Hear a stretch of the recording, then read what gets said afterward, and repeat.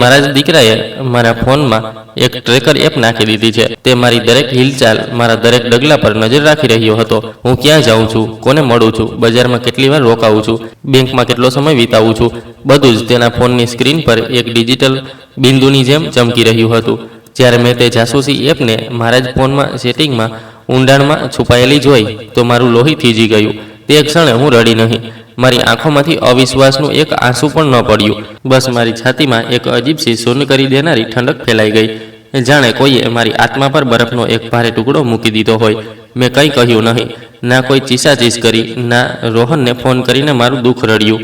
હું ચૂપચાપ મારા ડાઇનિંગ ટેબલ પર બેસી રહી, તે નાની એવી સ્ક્રીનને તાકતી રહી, જે મારી મમતાના મોતનો સૌથી મોટો પુરાવો હતો।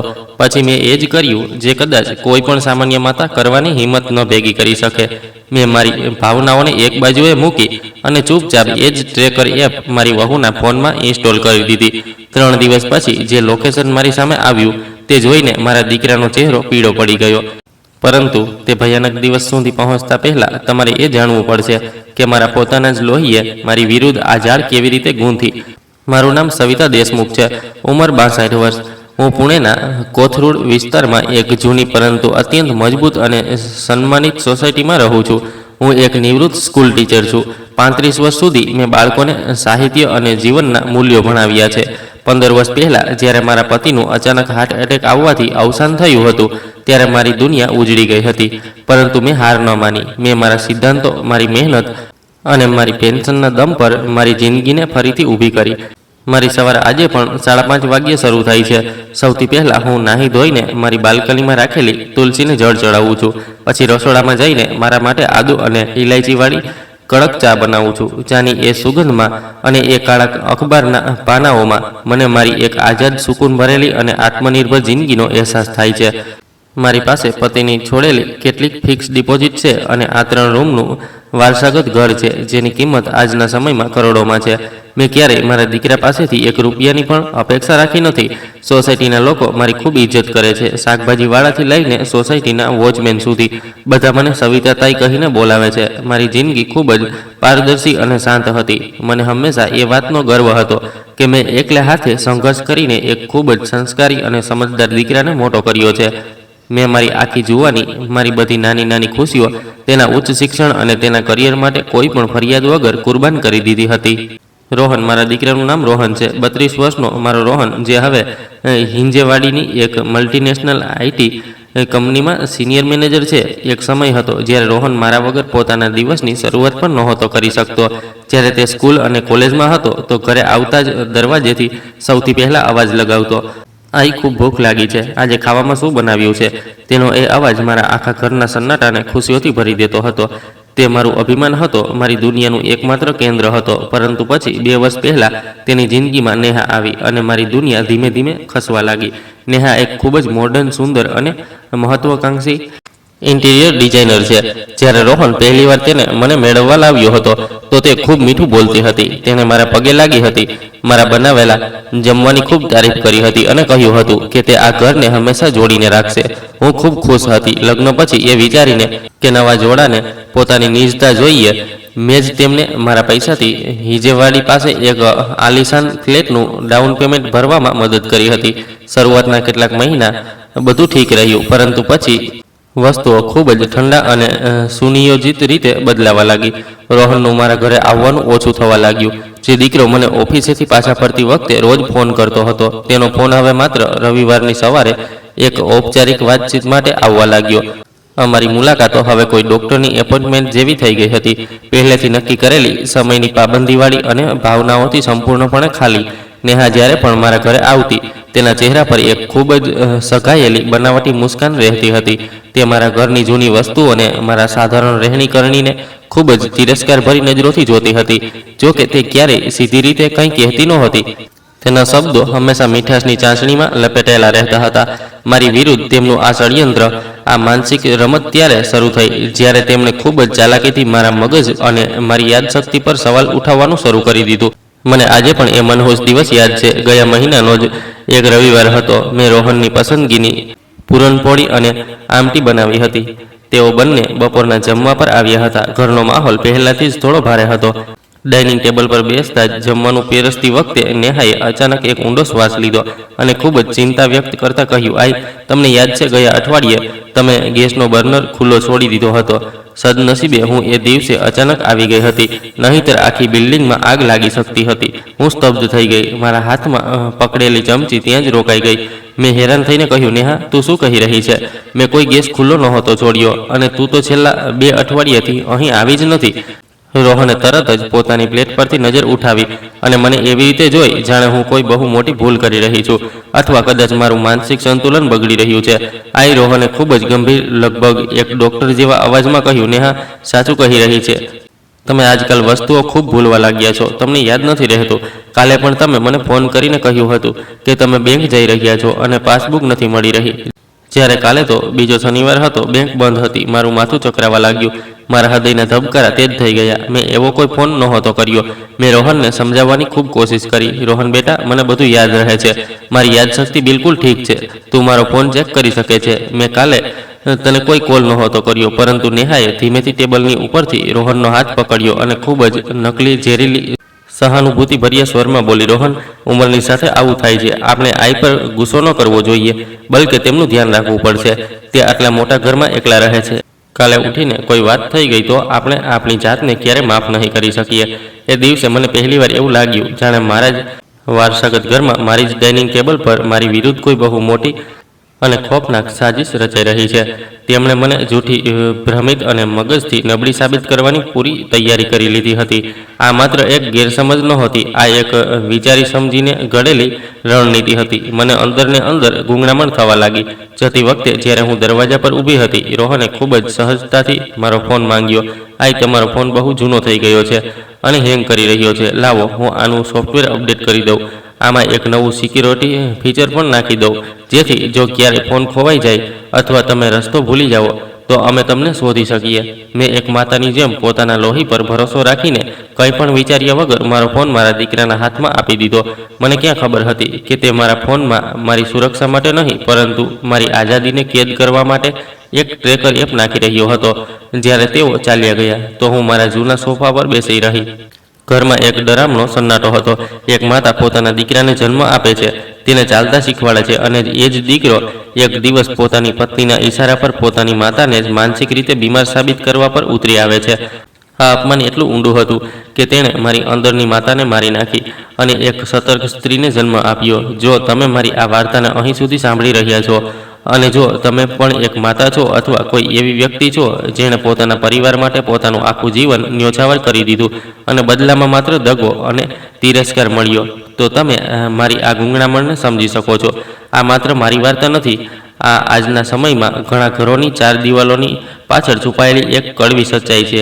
જો તમને મારી આ વાર્તા અને મારું આ દર્દ સાચું લાગી રહ્યું છે તો કૃપા કરીને આ વિડીયોને લાઇક કરો અને મારી ચેનલને સબસ્ક્રાઇબ જરૂર કરો. મને કોમેન્ટમાં લખીને જણાવો કે તમે આ વિડીયો કયા શહેરથી જોઈ રહ્યા છો. તમારી એક કોમેન્ટથી મને હિંમત મળશે કે આ સ્વાર્થી દુનિયામાં હું એકલી નથી. મારી સાથે જોડાયેલા રહો, કારણ કે જે મેં મારી વહુની સાથે કર્યું અને જે સચ્ચાઈ 3 દિવસ પછી સામે આવી, તેણે મારા દીકરાના પગ નીચેથી જમીન ખસેડી દીધી હતી. એ રવિવાર પછીથી મારા ઘરની હવા જ જાણે બદલાઈ ગઈ હતી. રોહન અને નેહાના ગયા પછી જ્યારે મેં મારો ફોન પાછો મારા હાથમાં લીધો તો મને તેમાં કંઈક અજીબ મહેસૂસ થવા લાગ્યું. શરૂઆતમાં મને લાગ્યું કે કદાચ મારા મગજનો વહેમ છે, પરંતુ જેમ જેમ દિવસો પસાર થતા ગયા, કેટલાક ખૂબ જ બારીક પરંતુ ડરામણા ફેરફારો મારી રોજિંદી જિંદગીમાં ઘૂસણખોરી કરવા લાગ્યા. મારો ફોન, જેને હું દિવસમાં માત્ર 1 કે 2 વાર ચાર્જ કરતી હતી, હવે બપોર થતાં જ પૂરી રીતે ડિસ્ચાર્જ થવા લાગ્યો હતો. જ્યારે પણ હું તેને અડતી, તે પાછળથી થોડો ગરમ રહેતો હતો, જાણે તેની અંદર કોઈ મશીન સતત કામ કરી રહી હોય. સૌથી અજીબ વાત તો ત્યારે થઈ જ્યારે મંગળવારની સવારે હું મારી ચા પીતા પીતા અખબાર વાંચી રહી હતી અને મારા ફોનની સ્ક્રીન પર એક બેંકનો SMS ફ્લેશ થયો. એ પહેલાં કે હું તે મેસેજને ખોલીને વાંચી શકું, તે નોટિફિકેશન પોતાની મેળે જ સ્ક્રીન પરથી ગાયબ થઈ ગયું. મેં ગભરાઈને ઇનબોક્સ ખોલ્યું. તે મારી બેંકમાંથી આવેલું એક એલર્ટ હતું, જેમાં લખ્યું હતું કે મારા નેટ બેન્કિંગ એકાઉન્ટમાં લોગિન કરવાનો એક અસફળ પ્રયાસ કરવામાં આવ્યો છે. મારી કરોડરજ્જુમાં એક ઠંડી ધ્રુજારી દોડી ગઈ. હું ટેકનોલોજીની બાબતમાં બહુ વધારે હોશિયાર નથી, પરંતુ એટલી બેવકૂફ પણ નથી કે એ ન સમજી શકું કે કોઈ મારા પૈસા સુધી પહોંચવાની કોશિશ કરી રહ્યું હતું. છેલ્લા કેટલાક મહિનાઓથી નેહા જે રીતે મારી ફિક્સ ડિપોઝિટ અને આ વારસાગત ઘરની કિંમત વિશે ગોળ ગોળ ફેરવીને સવાલો પૂછતી હતી. તે બધું હવે એક ભયાનક કોયડાના ટુકડાઓની જેમ એકબીજા સાથે જોડાવા લાગ્યું હતું. મેં તરત જ મારો કબાટ ખોલ્યો અને મારી બેંકની પાસબુક અને વસિયતના કાગળો ચેક કર્યા. તે ત્યાં જ હતા જ્યાં મેં તેમને રાખ્યા હતા, પરંતુ મારા મનની શાંતિ પૂરી રીતે છીનવાઈ ચૂકી હતી. બીજા દિવસે બુધવારની બપોરે મને એક બીજી ઊંડી અને કડવી સચ્ચાઈનો સામનો કરવો પડ્યો. ઘરમાં એકલા બેઠા બેઠા મારી ગૂંગણામણ થઈ રહી હતી. એટલા માટે મેં વિચાર્યું કે થોડી તાજી હવા ખાઈ આવું અને બજારમાંથી થોડા તાજા શાકભાજી લઈ આવું. પુણેની એક કાળઝાળ બપોરમાં હું મારી છત્રી લઈને પાસેના બજાર સુધી ગઈ હતી. હું હજુ ભીંડા અને ટમેટા વીણી જ રહી હતી કે મારા ફોનની ઘંટડી વાગી. રોહનનો ફોન હતો. મેં જેવો જ ફોન ઉપાડ્યો, કોઈ હેલો કહ્યા વગર તેણે એક ખૂબ જ કડક અને લગભગ ખીજાવાના લહેજામાં પૂછ્યું, આઈ, તમે આ કાળઝાળ તડકામાં બજારમાં શું કરી રહ્યા છો? તમે ઘરે કેમ નથી? મારા હાથમાંથી શાકભાજીની થેલી લગભગ છૂટી જ ગઈ હતી. મારું હૃદય જોર જોરથી ધબકવા લાગ્યું. મેં રોહનને નહોતું જણાવ્યું કે હું બજાર જઈ રહી છું. મેં કોઈને નહોતું જણાવ્યું. હું સાવ એકલી ઘરથી નીકળી હતી. મેં મારા ધ્રુજતા અવાજને કાબૂમાં કરતા પૂછ્યું, રોહન, તને કેવી રીતે ખબર કે હું બજારમાં છું? ફોનની પહેલી વાર એક પળ માટે સન્નાટો છવાઈ ગયો, જાણે તે પોતાનો જવાબ વિચારી રહ્યો હોય. પછી તેણે એ જ ઠંડા ગેસ લાઇટિંગવાળા લહેજામાં કહ્યું, આઈ, તમે ફરી ભૂલી ગયા? સવારે જ તો તમે મને ફોન કરીને કહ્યું હતું કે તમે આજે આખો દિવસ ઘરે આરામ કરશો કારણ કે તમારા ઘૂંટણમાં દુખાવો છે. અને હમણાં નેહા એ જ રસ્તેથી પસાર થઈ રહી હતી. તેણે તમને બજારમાં જોયા. આઈ, તમે આજકાલ કંઈ પણ બોલીને ભૂલી જાઓ છો. આ બરાબર નથી. તમારે ડૉક્ટરને બતાવવું જ પડશે. રસ્તાની વચ્ચોવચ્ચ એ ભારે ભીડ અને ઘોંઘાટમાં પણ મને એવું લાગ્યું જાણે હું એકદમ બહારની થઈ ગઈ છું. નેહા એ રસ્તેથી પસાર થઈ જ નહોતી શકતી કારણ કે બજારનો આ હિસ્સો નો પાર્કિંગ ઝોન હતો અને અહીં કોઈ ગાડી નહોતી આવી શકતી. તે જૂઠું બોલી રહ્યો હતો. મારો પોતાનો દીકરો મારા જ મોઢા પર આટલી સફાઈથી જૂઠું બોલી રહ્યો હતો અને મને જ ગાંડી સાબિત કરવાની કોશિશ કરી રહ્યો હતો. એ ક્ષણે મારી અંદર એક જ્વાળામુખી ફાટવા માટે તૈયાર હતો. મારું મન થયું કે હું ત્યાં જ રસ્તા પર ઊભા રહીને ચીસ પાડું. તેણે જણાવ્યું કે હું કોઈ વૃદ્ધ, નબળી અને સીઠિયાઈ ગયેલી ઓરત નથી, પરંતુ મેં મારી મુઠ્ઠીઓ વાળી લીધી. મેં એક ઊંડો શ્વાસ લીધો અને મારા આંસુઓને મારી પાંપણોની પાછળ જ સૂકવી દીધા. મેં ખૂબ જ શાંત અને સપાટ અવાજમાં કહ્યું, કદાચ તું સાચું કહી રહ્યો છે રોહન, હું ઘરે જઈ રહી છું. મેં ફોન કાપી નાખ્યો. એ દિવસે મને સમજાઈ ગયું કે જો હું રડી, જો મેં મારો કાબુ ગુમાવ્યો, તો તેમને વધારે પુરાવા મળી જશે એ સાબિત કરવા માટે કે મારી દિમાગી હાલત ઠીક નથી. મારે મારી ભાવનાઓ પર પૂરી રીતે નિયંત્રણ રાખવાનું હતું. મારો દુશ્મન બહાર નહોતો, તે મારા પોતાના પરિવારનો હિસ્સો હતો અને તે મારા દરેક પગલાં પર નજર રાખી રહ્યો હતો. ઘરે પાછા ફરતી વખતે મારા પગલાં પોતાની મેળે જ અમારી સોસાયટીની બહાર આવેલી એક નાની એવી મોબાઈલ રિપેરિંગની દુકાન તરફ વળી ગયા. એ દુકાન કદમ કાકાની હતી. 60 વર્ષના કદમ કાકા છેલ્લા 20 વર્ષોથી ત્યાં ઇલેક્ટ્રોનિક સામાન રિપેર કરી રહ્યા હતા. તેઓ મને ખૂબ માનતા હતા અને અવારનવાર મારા પતિની સાથે ચા પીતા હતા. મેં દુકાનની અંદર પગ મૂક્યો. ત્યાં સોલ્ડરિંગ આયરન અને બળેલા વાયરોની એક અજીબ સી મહેક હતી. કદમ કાકાએ પોતાના જાડા ચશ્માની પાછળથી મને જોઈ અને મુસ્કુરાયા. અરે સવિતા તાઈ, આજે આમ કેમ આવવાનું થયું? બધું ઠીક તો છે? મેં મારો ફોન તેમના કાઉન્ટર પર મૂકી દીધો. મારા હાથ હજુ પણ હળવા હળવા ધ્રુજી રહ્યા હતા. મેં આજુબાજુ જોયું કે કોઈ મને સાંભળી તો નથી રહ્યું ને. પછી મેં ધીમા અવાજમાં કહ્યું, મારા આ ફોનને જરા ચેક કરો. રવિવારથી આ ખૂબ ગરમ થઈ રહ્યો છે. બેટરી બહુ જલ્દી ખતમ થઈ રહી છે અને મને એવું લાગી રહ્યું છે જાણે કોઈ મારા ફોનની અંદરથી મારી વાતો સાંભળી રહ્યું છે, મારા મેસેજ વાંચી રહ્યું છે. કદમ કાકાની મુસ્કાન ગાયબ થઈ ગઈ. તેમણે મારી આંખોમાં એ ડર જોઈ લીધો હતો જેને હું છુપાવવાની કોશિશ કરી રહી હતી. તેમણે કંઈ પણ કહ્યા વગર ફોનને પોતાના કોમ્પ્યુટર સાથે જોડ્યો અને પોતાની સ્ક્રીન પર કંઈક કોડિંગ જોવા લાગ્યા. દુકાનમાં બહારથી આવતા ટ્રાફિકના ઘોંઘાટ સિવાય બીજો કોઈ અવાજ નહોતો. જેમ જેમ સેકન્ડ વીતી રહી હતી, કાકાના કપાળની કરચલીઓ ઊંડી થઈ રહી હતી. તેમનો ચહેરો ગંભીર થઈ ગયો. લગભગ 15 મિનિટની ઊંડી તપાસ પછી તેમણે એક ઊંડો શ્વાસ છોડ્યો અને પોતાના ચશ્મા ઉતારીને ટેબલ પર મૂકી દીધા. તાઈ, તેમના અવાજમાં એક અજીબ સી ગભરાટ હતી. આ ફોન તમે છેલ્લા થોડા દિવસોમાં કોઈને આપ્યો હતો કે શું? મેં મારી આંખો બંધ કરી લીધી અને એક ભારે મને જવાબ આપ્યો. મારા દીકરાએ લીધો હતો. કહ્યું હતું કે સોફ્ટવેર અપડેટ કરવાનું છે. કદમ કાકાએ દુઃખી થઈને પોતાનું માથું હલાવ્યું. તેમણે પોતાની કોમ્પ્યુટર સ્ક્રીનને મારી તરફ ફેરવી, જ્યાં કેટલાક અજીબ નામો અને ફાઇલો દેખાઈ રહી હતી. તાઈ, આ કોઈ સોફ્ટવેર અપડેટ નથી. તમારા ફોનમાં એક હિડન સ્પાયવેર એટલે કે જાસૂસી કરવાવાળી એપ નાખવામાં આવી છે. આ એટલી ખતરનાક છે કે આ સ્ક્રીન પર ક્યાંય નથી દેખાતી. આ બેકગ્રાઉન્ડમાં ચાલતી રહે છે. જેણે પણ આ નાખી છે તે આ સમયે પોતાના ફોન અથવા લેપટોપ પર એ જોઈ શકે છે કે તમે ક્યાં છો. તમારા ફોનનું જીપીએસ દર 5 મિનિટે તમારું લોકેશન તેને મોકલી રહ્યું છે. મારું હૃદય જોરથી ધબકવા લાગ્યું, પરંતુ જે વાત તેમણે આગળ કહી તેણે મારા પગ નીચેથી આખી જમીન ખેંચી લીધી. માત્ર લોકેશન જ નહીં તાઈ, આ એપ તમારા બધા ઇનકમિંગ SMS અને વોટ્સએપ મેસેજ પણ વાંચી શકે છે.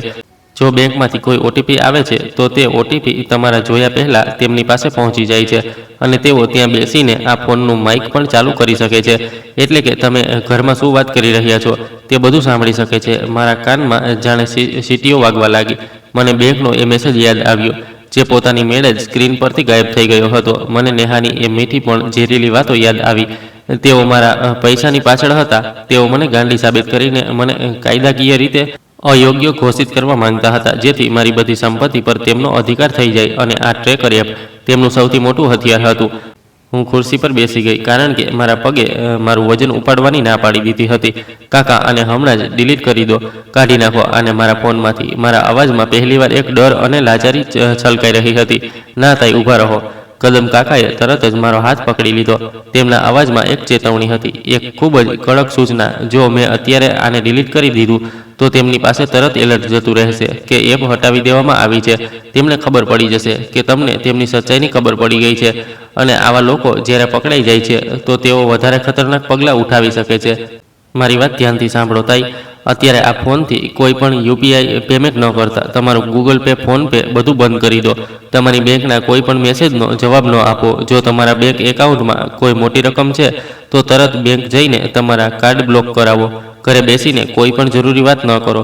તેમને લાગવા દો કે તમને કંઈ ખબર નથી. તેમણે એક કાગળ પર કેટલાક કોડ લખ્યા અને મને પકડાવી દીધા.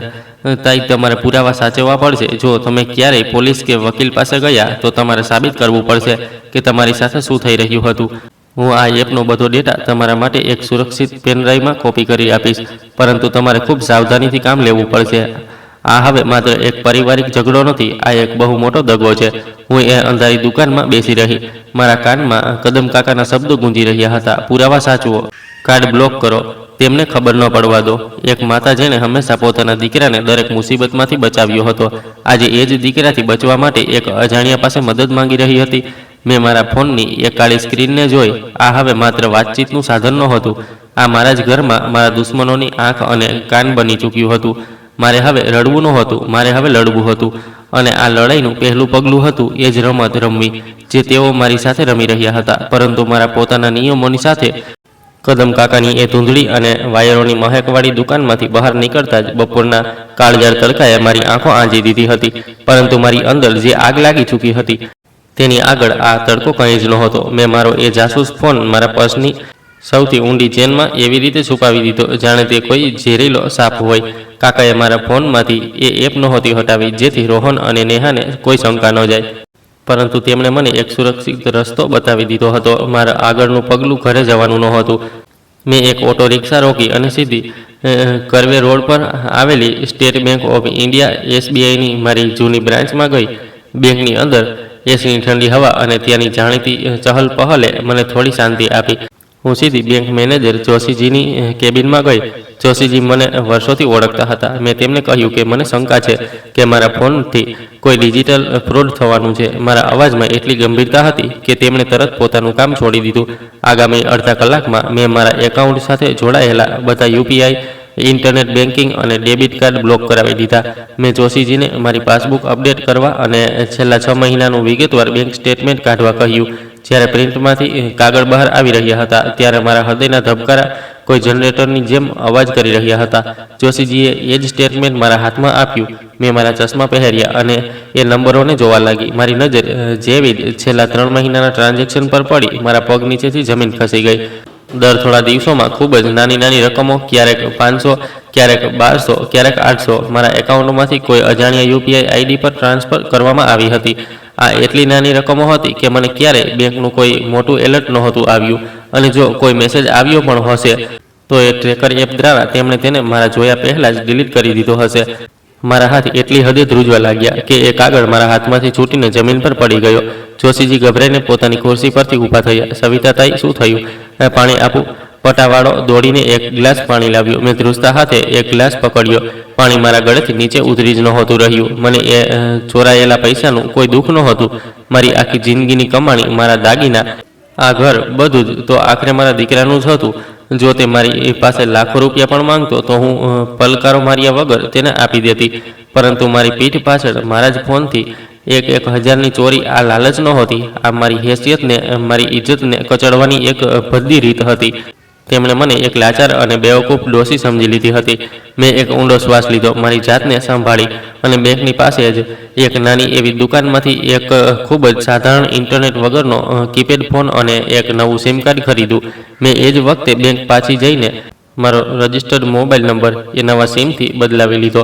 હવે મારા પૈસાનો કોઈ પણ ઓટીપી એ સ્માર્ટફોન પર નહીં જાય, જેની જાસૂસી મારી વહુ કરી રહી હતી. બીજા દિવસે ગુરુવારની સવારે હું મારી એક જૂની અને સૌથી હોશિયાર વિદ્યાર્થીની મીરાને મળવા ડેક્કન જીમખાના ગઈ. મીરા હવે શહેરની એક ખૂબ જ જાણીતી પ્રોપર્ટી અને ફેમિલી લોયર વકીલ બની ચૂકી હતી. તેની ઓફિસ ખૂબ જ શાનદાર હતી, જ્યાં કાયદાના જાડા જાડા પુસ્તકોની સુગંધ ફેલાયેલી હતી. જ્યારે મેં મીરાને મારી આખી વાર્તા કહી, એ ટ્રેકર એપ, બેંકમાંથી ગાયબ થતા પૈસા અને નેહા દ્વારા મને વારંવાર ભૂલકણી અને ગાંડી સાબિત કરવાની એ વિચારી સમજીને ઘડેલી કોશિશો, તો મીરાનો ચહેરો પથ્થરની જેમ કઠણ થઈ ગયો. તેણે પોતાની ખુરશીમાંથી આગળ ઝૂકીને મારા હાથ પકડ્યા અને કહ્યું, સવિતા મેડમ, તમે એક ખૂબ જ ભયાનક કાયદાકીય ઝાડના કિનારે ઊભા છો. કાયદાની ભાષામાં અને ગેસલાઇટિંગ અને મેડિકલ ઇન્કેપેસિટીનો આધાર બનાવવો કહે છે. તમારી વહુ માત્ર તમને ઘરમાંથી કાઢી મૂકવા નથી માંગતી. જો તે એ સાબિત કરવામાં સફળ થઈ ગઈ કે તમને ડિમેન્શિયા, ભૂલવાની બીમારી અથવા અલ્ઝાઇમર છે, તો રોહન અદાલતમાં તમારી ગાર્ડિયનશિપ, કાનૂની વાલીપણું માંગી શકે છે. મીરાએ એક કાગળ પર કેટલાક ડાયાગ્રામ બનાવતા મને સમજાવ્યું, એકવાર રોહનને તમારી પાવર ઓફ અટર્ની કે ગાર્ડિયનશિપ મળી ગઈ તો તમારી સહીની કોઈ કિંમત નહીં રહે. તે તમારા નામની ફિક્સ ડિપોઝિટ તોડી શકે છે, તમારું આ કરોડોનું વારસાગત ઘર વહેંચી શકે છે અને તમને કોઈ વૃદ્ધાશ્રમ કે પાગલખાનામાં પણ નાખી શકે છે. એ કહીને કે આ તમારી પોતાની સુરક્ષા માટે છે અને કારણ કે રોહન તમારો એકનો એક દીકરો છે, કાયદો સરળતાથી તેને આ અધિકાર આપી દેશે. મારા રૂંવાડા ઊભા થઈ ગયા. જે દીકરાને મેં આંગળી પકડીને ચલાવતા શીખવાડ્યું, તે હવે મને કાયદાકીય રીતે જીવતી લાશ બનાવવાની તૈયારી કરી રહ્યો હતો. મીરાએ મને કડક સૂચના આપી, મેડમ, તમારે સુરક્ષિત રહેવું પડશે. આપણે અદાલતમાં જઈ શકીએ છીએ, પરંતુ આપણને તેમના અસલી ઈરાદાનો નક્કર પુરાવો જોઈએ. આપણે એ જાણવું પડશે કે નેહા આટલી ઉતાવળમાં આ બધું કેમ કરી રહી છે. તેના મગજમાં અસલી રમત શું ચાલી રહી છે. મીરાના એ શબ્દોએ મારી અંદરના ડરને એક ખૂબ જ ઠંડા અને ખતરનાક સંકલ્પમાં બદલી દીધો. જો તમને પુરાવા જોઈતા હતા તો હું તેમને પુરાવા આપીશ. કદમ કાકાએ મને એક નાનો એવો QR કોડ અને એક લિંક એક ચિઠ્ઠી પર લખીને આપ્યા હતા. આ બિલકુલ એવો જ સ્પાઈવેર ટ્રેકર હતો જે રોહને મારા ફોનમાં નાખ્યો હતો. બસ મને એક તકની તલાશ હતી અને એ તક મને એ જ રવિવારે મળી ગઈ. રવિવારની બપોરે રોહન અને નેહા હંમેશની જેમ મારા ઘરે બપોરનું જમવા આવ્યા. નેહા ખૂબ જ મીઠી મીઠી વાતો કરી રહી હતી, જાણે દુનિયાની સૌથી સંસ્કારી વહુ હોય. જમી લીધા પછી જ્યારે રોહન બાલ્કનીમાં ઊભો રહીને કોઈ ઓફિસ કોલ પર વાત કરી રહ્યો હતો, નેહા મારી સાથે રસોડામાં વાસણ સંકેલવા આવી ગઈ. તેણે પોતાનો મોંઘો આઈફોન રસોડાના કાઉન્ટર પર રાખ્યો હતો. ત્યારે જ તેના ફોન પર કોઈનો કોલ આવ્યો. તેણે ફોનને સ્પીકર પર મૂક્યો, થોડી સેકન્ડ વાત કરી અને પછી કોલ કાપીને ફોનને ત્યાં જ લોક કર્યા વગર છોડી દીધો. હું જરા વોશરૂમથી આવું છું, તેને પોતાના વાળ સરખા કરતા કહ્યું અને રસોડાની બહાર જતી રહી. મારી પાસે માત્ર 1 મિનિટ હતી, કદાચ એનાથી પણ ઓછી. મારું હૃદય એટલા જોરથી ધબકી રહ્યું હતું જાણે મારી પાંસળીઓ તોડીને બહાર આવી જશે. મારા હાથ પરસેવાથી ભીંજાઈ ગયા હતા. મેં મારી સાડીના પાલવથી મારા હાથ લૂંછ્યા. મેં ધ્રુજતા હાથે મારા ખિસ્સામાંથી એ ચિઠ્ઠી કાઢી અને મારો ફોન ઉઠાવ્યો. મેં નેહાના અનલોક પડેલા ફોનના કેમેરાથી એક QR કોડને સ્કેન કર્યો. સ્ક્રીન પર એક ડાઉનલોડ બાર ચાલવા લાગ્યો. 10%, 40%, 80%. વોશરૂમમાં નળ ચાલવાનો અવાજ આવી રહ્યો હતો. 90%, 100% ઇન્સ્ટોલ. મેં તરત એ એપના આઇકોનને છુપાવવાવાળા વિકલ્પ પર ક્લિક કર્યું અને બધા નોટિફિકેશન બંધ કરી દીધા. મેં ફોનને બરાબર એ જ જગ્યાએ, એ જ દિશામાં રાખી દીધો જ્યાં નેહાએ તેને છોડ્યો હતો. બીજી જ પળે વોશરૂમનો દરવાજો ખુલ્યો અને નેહા બહાર આવી ગઈ. હું વિચારી રહી છું, આવતા અઠવાડિયે આપણે કોઈ ડૉક્ટર પાસે જઈએ. તમે કાલે રાત્રે પણ તો મારી વાતનો જવાબ આપવાનું ભૂલી ગયા હતા. તેણે મુસ્કુરાતા એક નવું જૂઠું બોલતા કહ્યું. મેં પણ એક ખૂબ જ ઊંડી અને ઠંડી મુસ્કાન સાથે તેની આંખોમાં જોયું અને કહ્યું, હા બેટા, બિલકુલ જઈશું. મને પણ લાગે છે કે હવે એક ચીજનો હિસાબ થવો જોઈએ. સોમવાર અને મંગળવારે મેં કદમ કાકાના આપેલા એક જૂના ટેબ્લેટ પર નેહાના લોકેશનને બારીકાઈથી જોયું. તે પોતાના રૂટીન પ્રમાણે પોતાની ઇન્ટિરિયર ડિઝાઇનિંગની ઓફિસે જતી, જીમ જતી અને પછી ઘરે પાછી ફરતી. પરંતુ અસલી રમત બુધવારની બપોરે શરૂ થઈ. બુધવારે નેહાએ રોહનને જણાવ્યું હતું કે તેણે હિંજેવાડીમાં કોઈ ક્લાયન્ટની નવી બિલ્ડિંગની સાઇટ જોવા જવાનું છે અને તેને સાંજ સુધી મોડું થઈ જશે. હું મારા ડાઇનિંગ ટેબલ પર બેઠી એ ટેબ્લેટની સ્ક્રીનને તાકી રહી હતી. બપોરના બરાબર 1:30 વાગ્યે નેહાના નામનું એ લીલું બિંદુ હિંજેવાડી તરફ ન ગયું. એ બિંદુ શહેરના સૌથી પોશ અને મોંઘા વિસ્તાર કોરેગાંવ પાર્ક તરફ ઝડપથી વધવા લાગ્યું. મારા શ્વાસ અટકી ગયા. કોરેગાંવ પાર્કમાં તેનો કોઈ ક્લાયન્ટ નહોતો. તે બિંદુ એક ખૂબ જ આલિશાન રહેણાંક ગલીમાં જઈને રોકાઈ ગયું. મેં ગૂગલ મેપ્સના સેટેલાઇટ વ્યૂ પર એ લોકેશનને ઝૂમ કર્યું. તે કોઈ ઓફિસ કે કન્સ્ટ્રક્શન સાઇટ નહોતી. તે ડૉક્ટર વિક્રમ નામના કોઈ પ્રખ્યાત ન્યુરોલોજિસ્ટ મગજના ડૉક્ટરનું પ્રાઇવેટ ક્લિનિક અને ઘર હતું. મારા મગજમાં મીરાના કહેલા શબ્દો અથોડાની જેમ વાગવા લાગ્યા. મેડિકલ ઇન્કેપેસિટી, ડિમેન્શિયાનો જૂઠો પુરાવો. નેહા એક ન્યુરોલોજિસ્ટ પાસે શું કરી રહી હતી, અને તે પણ રોહનની જૂઠું બોલીને? શું તે મારી વિરુદ્ધ જૂઠા મેડિકલ સર્ટિફિકેટ બનાવડાવવાની ડીલ કરવા ગઈ હતી, કે વાર્તામાં કોઈ એવું પાનું હતું જેને મેં હજી સુધી વાંચ્યું જ નહોતું? મને ઘરના બેઠા બેઠા ગૂંગણામણ થવા લાગી. મારી પાસે હવે ગુમાવવા માટે કંઈ બચ્યું નહોતું. મેં મારા કબાટમાંથી મારી સૌથી સાધારણ સુતરાઉ સાડી કાઢી, તેને પહેરી, મારો ચહેરો એક દુપટ્ટાથી સારી રીતે ઢાંક્યો અને ઘરની બહાર નીકળી ગઈ. મેં એક ઓલા કેબ બુક કરી અને કોરેગાંવ પાર્કના એ લોકેશન તરફ નીકળી પડી. મારા એક હાથમાં મારો જૂનો કેમેરો હતો અને બીજા હાથમાં પાણીની એક બોટલ, જેને હું વારંવાર ઘૂંટો કરીને પી રહી હતી, જેથી મારું ગળું ન સુકાય. આજે મારે આ ષડયંત્રના મૂળ સુધી પહોંચવું જ હતું. આજે એક માતા જેનું હૃદય તેના જ લોહીએ છળની કરી દીધું હતું, એક ડિટેક્ટિવ બનવા જઈ રહી હતી. અને મને અંદાજો પણ નહોતો કે કોરેગાંવ પાર્કના એ મોટા બંગલાની બહાર મને કોઈ એવો ખોફનાક નજારો જોવા મળશે જે મારા દીકરાની જિંદગીને પણ એક ભયાનક તબાહીના કિનારે લાવીને ઊભી કરી દેશે. કોરેગાંવ પાર્કનો એ રસ્તો પુણેના સૌથી શાંત અને વીઆઈપી વિસ્તારોમાંનો એક હતો. ત્યાંની હવામાં પણ એક અજીબસી અમીરીની મહેક હતી. રસ્તાની બંને બાજુ જૂના અને વિશાળ વડના ઝાડ હતા, જેની પાછળ મોટી મોટી દિવાલોવાળા આલિશાન બંગલા છુપાયેલા હતા. મેં મારી કેબને લોકેશનથી આશરે 100 મીટર પહેલાં જ રોકાવી દીધી. કેબવાળાને પૈસા આપતી વખતે મારા હાથ હજુ પણ હળવા ધ્રુજી રહ્યા હતા. બપોરના 5:15 વાગી રહ્યા હતા. રસ્તા પર કોઈ ખાસ ચહલ પહલ નહોતી. માત્ર કેટલાક ચોકીદાર પોતાની ખુરશીઓ પર ઝોકા ખાઈ રહ્યા હતા. હું મારી સુતરાઉ સાડીનો પાલો માથા પર સારી રીતે ઓઢીને એક સાધારણ રાહદારીની જેમ એ લોકેશન તરફ વધવા લાગી. મારા પગલાં ભારે હતા, પરંતુ મારો ઈરાદો કોઈ ખડકની જેમ મજબૂત હતો. જેવી જ હું એ મોટા સફેદ બંગલાની નજીક પહોંચી, મારી નજર ગેટની બહાર ઊભેલી એ લાલ રંગની હોન્ડા સિટી કાર પર પડી. મારી છાતીમાં ધબકારા જાણે એક પળ માટે રોકાઈ ગયા. તે નહાની કાર હતી. નંબર પ્લેટ એ જ હતી જેને મેં મારા ઘરના પાર્કિંગમાં સેંકડો વાર જોઈ હતી. મારી શંકા સાચી સાબિત થઈ રહી હતી. મારી વહુ, જે આ સમયે હિંજેવાડીમાં કોઈ કન્સ્ટ્રક્શન સાઇટ પર હોવી જોઈતી હતી, તે શહેરના બીજા છેડે એક અજાણ્યા બંગલાની બહાર પોતાની કાર ઊભી રાખીને અંદર હાજર હતી. હું બંગલાની બરાબર સામે આવેલા એક મોટા ગુલમોહરના ઝાડની પાછળ છુપાઈ ગઈ. તેનું થડ એટલું પહોળું હતું કે હું તેની પાછળ પૂરી રીતે ઢંકાઈ ગઈ હતી. મેં મારો જૂનો કેમેરો પર્સમાંથી કાઢ્યો. તેની બેટરી મેં સવારે જ પૂરી રીતે ચાર્જ કરી લીધી હતી. મારું હૃદય મારા કાનમાં હથોડાની જેમ વાગી રહ્યું હતું. હું બસ એ જ વિચારી રહી હતી કે નેહા અંદર શું કરી રહી હશે. શું તે ડૉક્ટર વિક્રમ પાસેથી મારા માટે પાગલપણનું કોઈ નકલી સર્ટિફિકેટ બનાવડાવવા આવી છે? શું તે તેને પૈસા આપી રહી છે? સવાલો અગણિત હતા અને સમય ખૂબ ધીમે ધીમે સરકી રહ્યો હતો. લગભગ 15 મિનિટની એ ગૂંગણાવી દેનારી રાહ જોયા પછી બંગલાનો ભારે લાકડાનો મુખ્ય દરવાજો ખુલ્યો. મારા હાથ કેમેરા પર કસાયા. સૌથી પહેલાં નેહા બહાર આવી. તેણે ખૂબ જ મોંઘા ડિઝાઇનર કપડાં પહેર્યા હતા અને તેના વાળ એકદમ ખુલ્લા હતા. તે મુસ્કુરાઈ રહી હતી, એક એવી રિલેક્સ્ડ અને સુકૂનભરી મુસ્કાન જે મેં તેના ચહેરા પર રોહનની સાથે ક્યારેય નહોતી જોઈ. તેની બરાબર પાછળ એક માણસ બહાર આવ્યો. તે ઊંચો હતો, ગોરો હતો અને તેની ઉંમર કદાચ 35-40ની વચ્ચે હશે.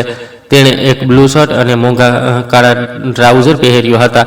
તે ખૂબ જ આત્મવિશ્વાસથી અને ચાલાક દેખાઈ રહ્યો હતો. મેં કેમેરાનો લેન્સ ઝૂમ કર્યો. આ જ ડૉક્ટર વિક્રમ હતો.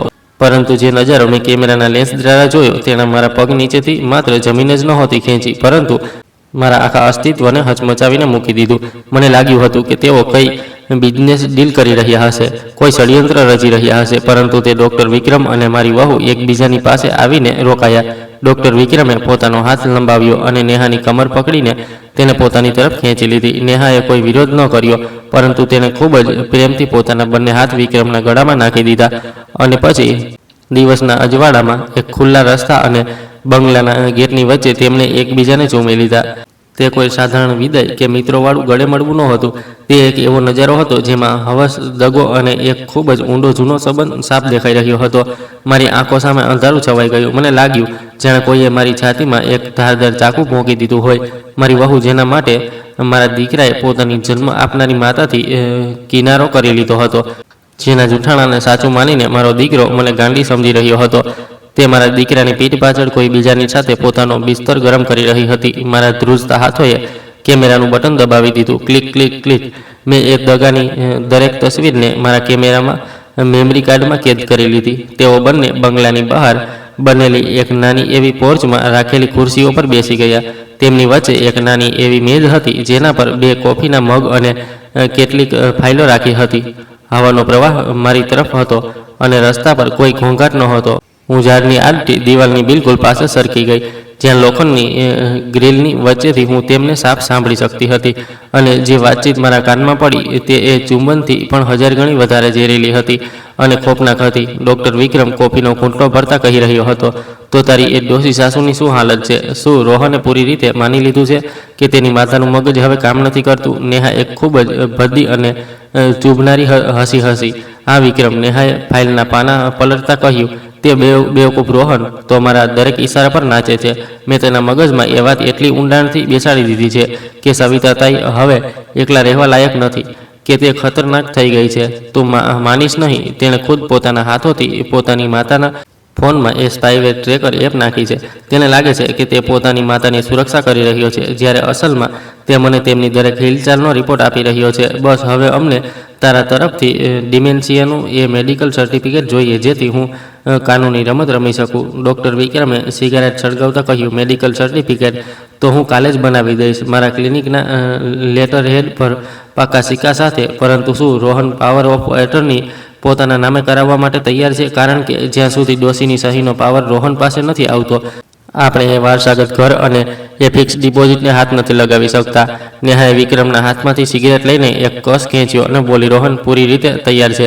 મેં તેને ડરાવી દીધો છે કે જો આઈએ ભૂલથી ઘર કોઈ બીજાના નામે કરી દીધું અથવા પૈસા ક્યાંક ભૂલી ગયા તો આપણું શું થશે? એકવાર પ્રોપર્ટી અને બધી એફડી રોહનના નામે આવી જાય પછી હું એને આરામથી મનાવી લઈશ કે આઈની હાલત બહુ ખરાબ છે અને તેમને કોઈ કેર હોમ અથવા સસ્તા એવા વૃદ્ધાશ્રમમાં નાખી દેવા જોઈએ. આપણે તેમને ઘરમાં રાખીને આપણી જિંદગી કેમ બરબાદ કરીએ? મારી અંદરનું લોહી ઉકળવા લાગ્યું. મારી આંખમાંથી આંસુ સુકાઈ ચૂક્યા હતા અને તેની જગ્યા એક ભયાનક આગે લીધી હતી.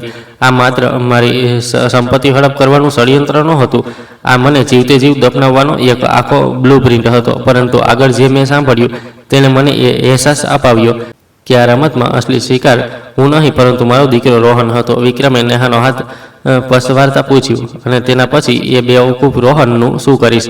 નેહાએ મુસ્કુરાતા કહ્યું, તેના 6 મહિના પછી હું રોહનની છૂટાછેડા ફાઇલ કરી દઈશ. છૂટાછેડાના સેટલમેન્ટમાં અડધી પ્રોપર્ટી મારી, અડધા પૈસા મારા, અને પછી આપણે બંને હંમેશ માટે આ શહેરથી દૂર જતા રહીશું.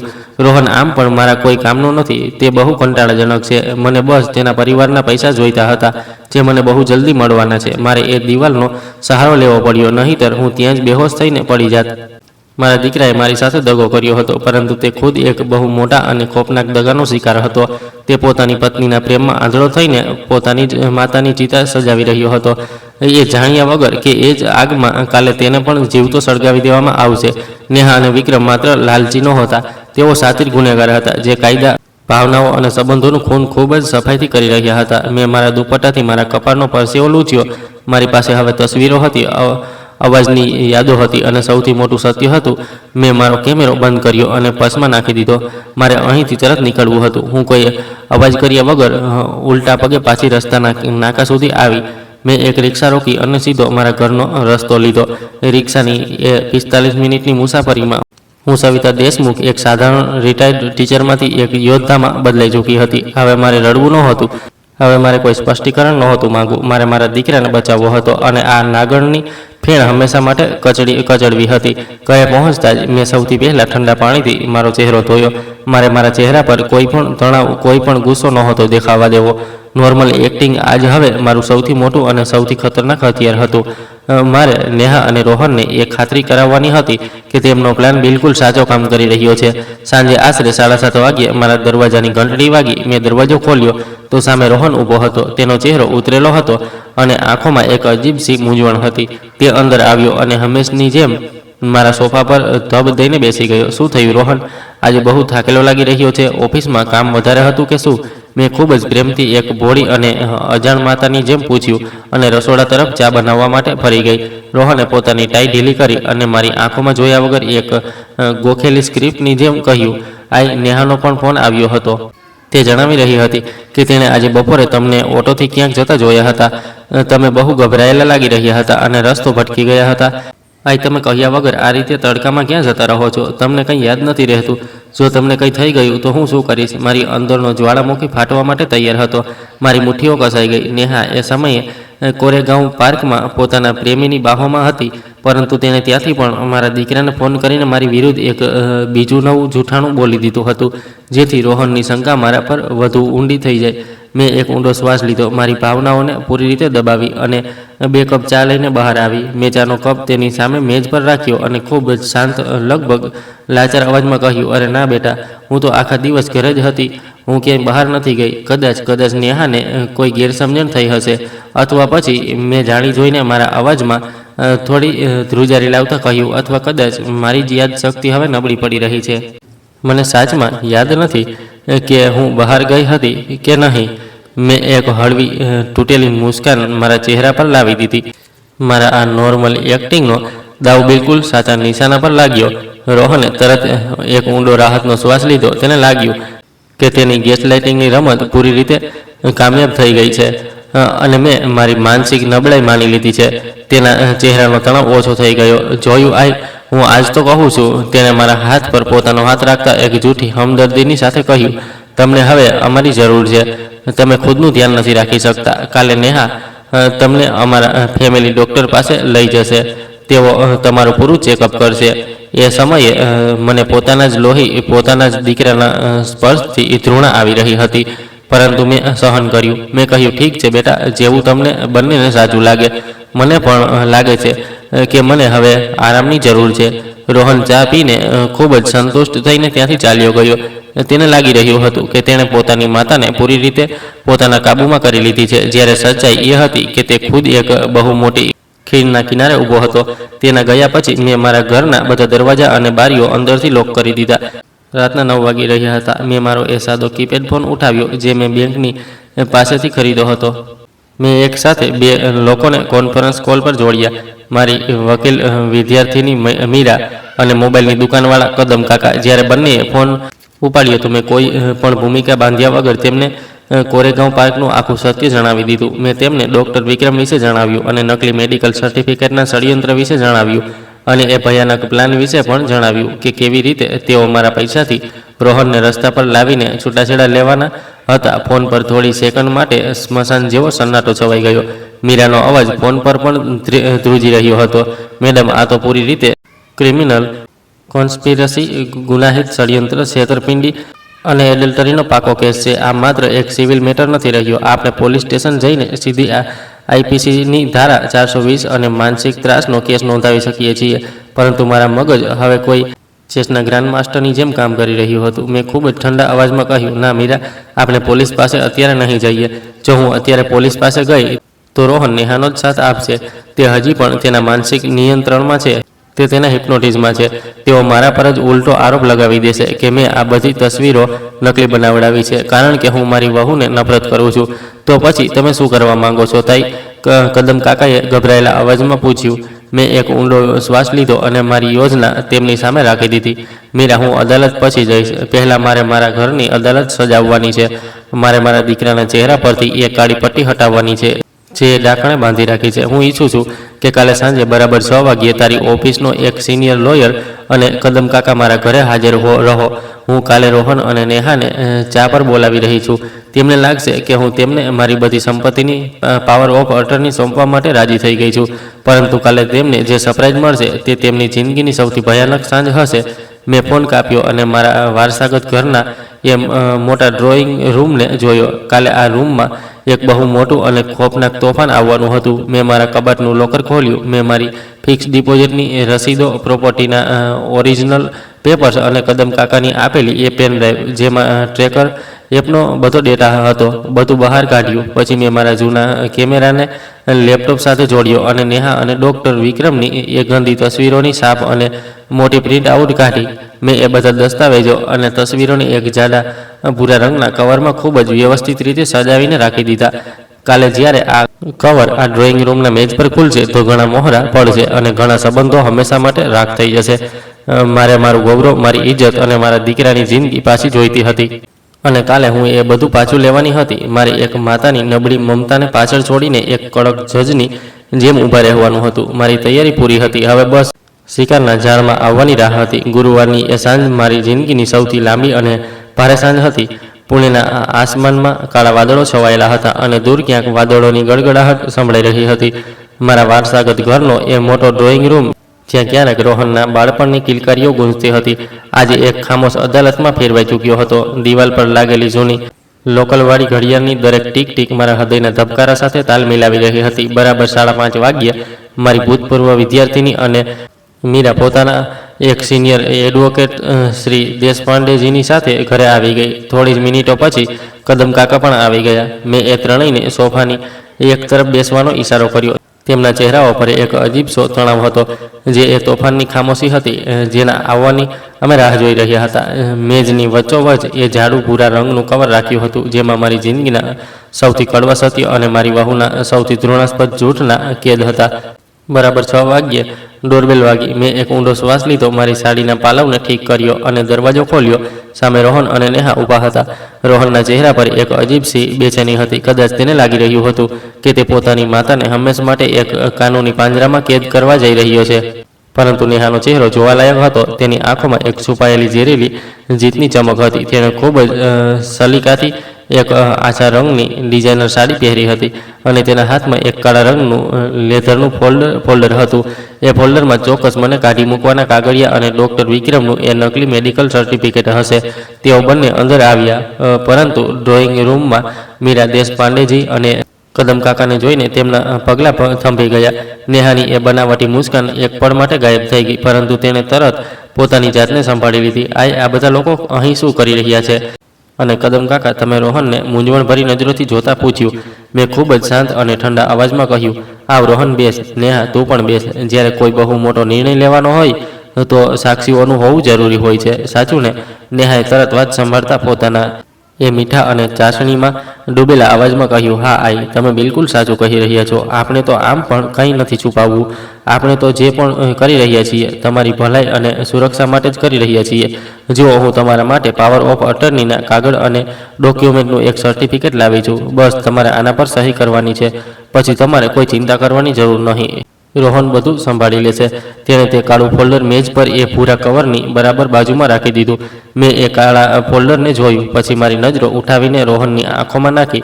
રોહન, શું તને સાચમાં લાગે છે કે મારી દિમાગી હાલત એટલી ખરાબ થઈ ગઈ છે કે મારે પોતાના જ દીકરા પાસેથી મારી સુરક્ષાની ભીખ માંગવી પડે? રોહને નજરો ચોરાવી લીધી અને ધીમેથી બોલ્યો, આઈ, પ્લીઝ સમજવાની કોશિશ કરો. તમે આજકાલ વસ્તુઓ ભૂલી જાઓ છો. તમે રસ્તો ભટકી જાઓ છો. કાલે જ તો નેહાએ મને ક્યાં જોઈ નહોતી. રોહન, મારો અવાજ અચાનક તે શાંત રૂમમાં વીજળીની જેમ કડક્યો. મારા અવાજમાં એટલો રૂઆબ અને એટલી કડકાઈ હતી કે રોહન પોતાની જગ્યા પર ધ્રુજી ગયો. નેહાનો ચહેરો અચાનક કઠોર થઈ ગયો. મેં મારો હાથ ટેબલ પર રાખેલા તે ભૂરા પરબીડિયા પર મૂક્યો અને કહ્યું, કાલે નેહા મને જોઈ જ નહોતી શકતી, કારણ કે કાલે બપોરે 5:15 વાગ્યે નેહા હિંજેવાડીની કોઈ કન્સ્ટ્રક્શન સાઇટ પર નહીં, પરંતુ કોરેગાંવ પાર્કમાં ડૉક્ટર વિક્રમના બંગલાની બહાર હતી.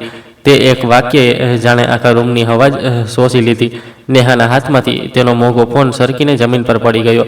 કોરેગાંવ પાર્ક અને ડૉક્ટર વિક્રમનું નામ સાંભળતા જ તેના ચહેરાનો રંગ એવી રીતે ઉડી ગયો જાણે કોઈએ તેના શરીરનું બધું લોહી ખેંચી લીધું હોય. રોહને આશ્ચર્યથી પહેલાં મને જોઈ, પછી નેહાને. આઈ, તમે આ શું કહી રહ્યા છો? કોરેગાંવ પાર્ક. ડૉક્ટર વિક્રમ કોણ છે? નેહા તો કાલે સાઈડ પર હતી. તેણે મને જાતે ફોન કરીને જણાવ્યું હતું. મેં એક ખૂબ જ ઠંડા અને કડવા સ્મિત સાથે કહ્યું, આજ તો રમત છે મારા ભોળા દીકરા. તે મારી સુરક્ષાના નામે મારા ફોનમાં જે ટ્રેકર એપ નાખી હતી, જેથી તું મારી દરેક હિલચાલ પર નજર રાખી શકે. તને શું લાગ્યું મને ખબર નહીં પડે? રોહનનું મોં ખુલ્લું ને ખુલ્લું રહી ગયું. તેની આંખો ફાટેલી રહી ગઈ. હા રોહન, મેં કદમ કાકા તરફ ઇશારો કર્યો. મને રવિવારે જ ખબર પડી ગઈ હતી કે તે તારી આ પત્નીના કહેવા પર તારી માતાની જાસૂસી શરૂ કરી દીધી છે. પરંતુ મેં કોઈ તમાશો ન કર્યો, મેં કંઈ ન કહ્યું. મેં ચૂપચાપ એ જ જાસૂસી એપ મારી આ સંસ્કારી વહુના ફોનમાં નાખી દીધી. અને 3 દિવસ પછી જે લોકેશન સામે આવ્યું તે જોઈને મારા પગ નીચેથી જમીન સરકી ગઈ હતી. અને આજે તારો ચહેરો પીળો પડવાનો છે. મેં ધીમેથી તે ભૂરા પરબીડિયાને ખોલ્યું. મારા દરેક એક્શનમાં એક અજીબ શાંતિ અને વજન હતું. મેં સૌથી પહેલાં કદમ કાકાએ આપેલી તે બેંક સ્ટેટમેન્ટ કાઢી અને રોહનની સામે ફેંકી દીધી. પહેલાં આ જો, છેલ્લા 6 મહિનામાં મારા એકાઉન્ટમાંથી દર અઠવાડિયે 12,000 કોઈ અજાણી યુપીઆઈ આઈડી પર ટ્રાન્સફર થઈ રહ્યા હતા. તું વિચારતો હતો કે હું પૈસા ભૂલી જાઉં છું? ના, તારી આ પત્ની મારા જ ફોનમાંથી એ ઓટીપી ચોરીને મારા પૈસા પોતાના એ પ્રેમીના એકાઉન્ટમાં નાખી રહી હતી. અને પછી મારા જ ફોનમાંથી તે બેંકના મેસેજને ડિલીટ કરી દેતી હતી, જેથી મને ખબર જ ન પડે. આણે મને પાગલ સાબિત કરવાની કોઈ કસર નથી છોડી. રોહનના હાથ ધ્રુજી રહ્યા હતા. તેણે તે બેંક સ્ટેટમેન્ટ ઉઠાવી. તેને પોતાની આંખો પર વિશ્વાસ નહોતો થઈ રહ્યો. નેહા, આ શું છે? તે આઈના એકાઉન્ટમાંથી પૈસા કાઢ્યા. રોહનનો અવાજ તૂટી રહ્યો હતો. જૂઠ છે આ બધું. નેહા અચાનક પોતાની જગ્યાએથી ઉછળી પડી. તેનો અસલી ભયાનક અને બદસુરત ચહેરો હવે બહાર આવી ચૂક્યો હતો. તે એક જંગલી બિલાડીની જેમ ફૂંફાડા મારી રહી હતી. રોહન, આ તારી માં પાગલ થઈ ગઈ છે. આ મારાથી નફરત કરે છે, એટલે આ નકલી કાગળ બનાવીને લાવી છે. આ આપણને અલગ કરવા માંગે છે. શાંત બેસો નેહા. આ વખતે અવાજ વકીલ મીરાનો હતો. મીરાએ ખૂબ જ સંતુલિત અને વ્યવસાયિક અંદાજમાં કહ્યું, શ્રીમતી નેહા દેશમુખ, તમે આ સમયે 2 સિનિયર વકીલોની સામે ઊભા છો. આ બધા કાગળિયા સ્ટેટ બેંક ઓફ ઇન્ડિયાના ઓરિજિનલ સ્ટેટમેન્ટ છે, જેના પર બેંક મેનેજરનો સિક્કો છે. જો તમે એક શબ્દ પણ વધુ જૂઠ બોલ્યા તો હું અહીંથી જ પોલીસને ફોન કરીને તમારી સામે કલમ 420 છેતરપિંડી અને આઈટી એક્ટ હેઠળ કેસ નોંધાવી દઈશ.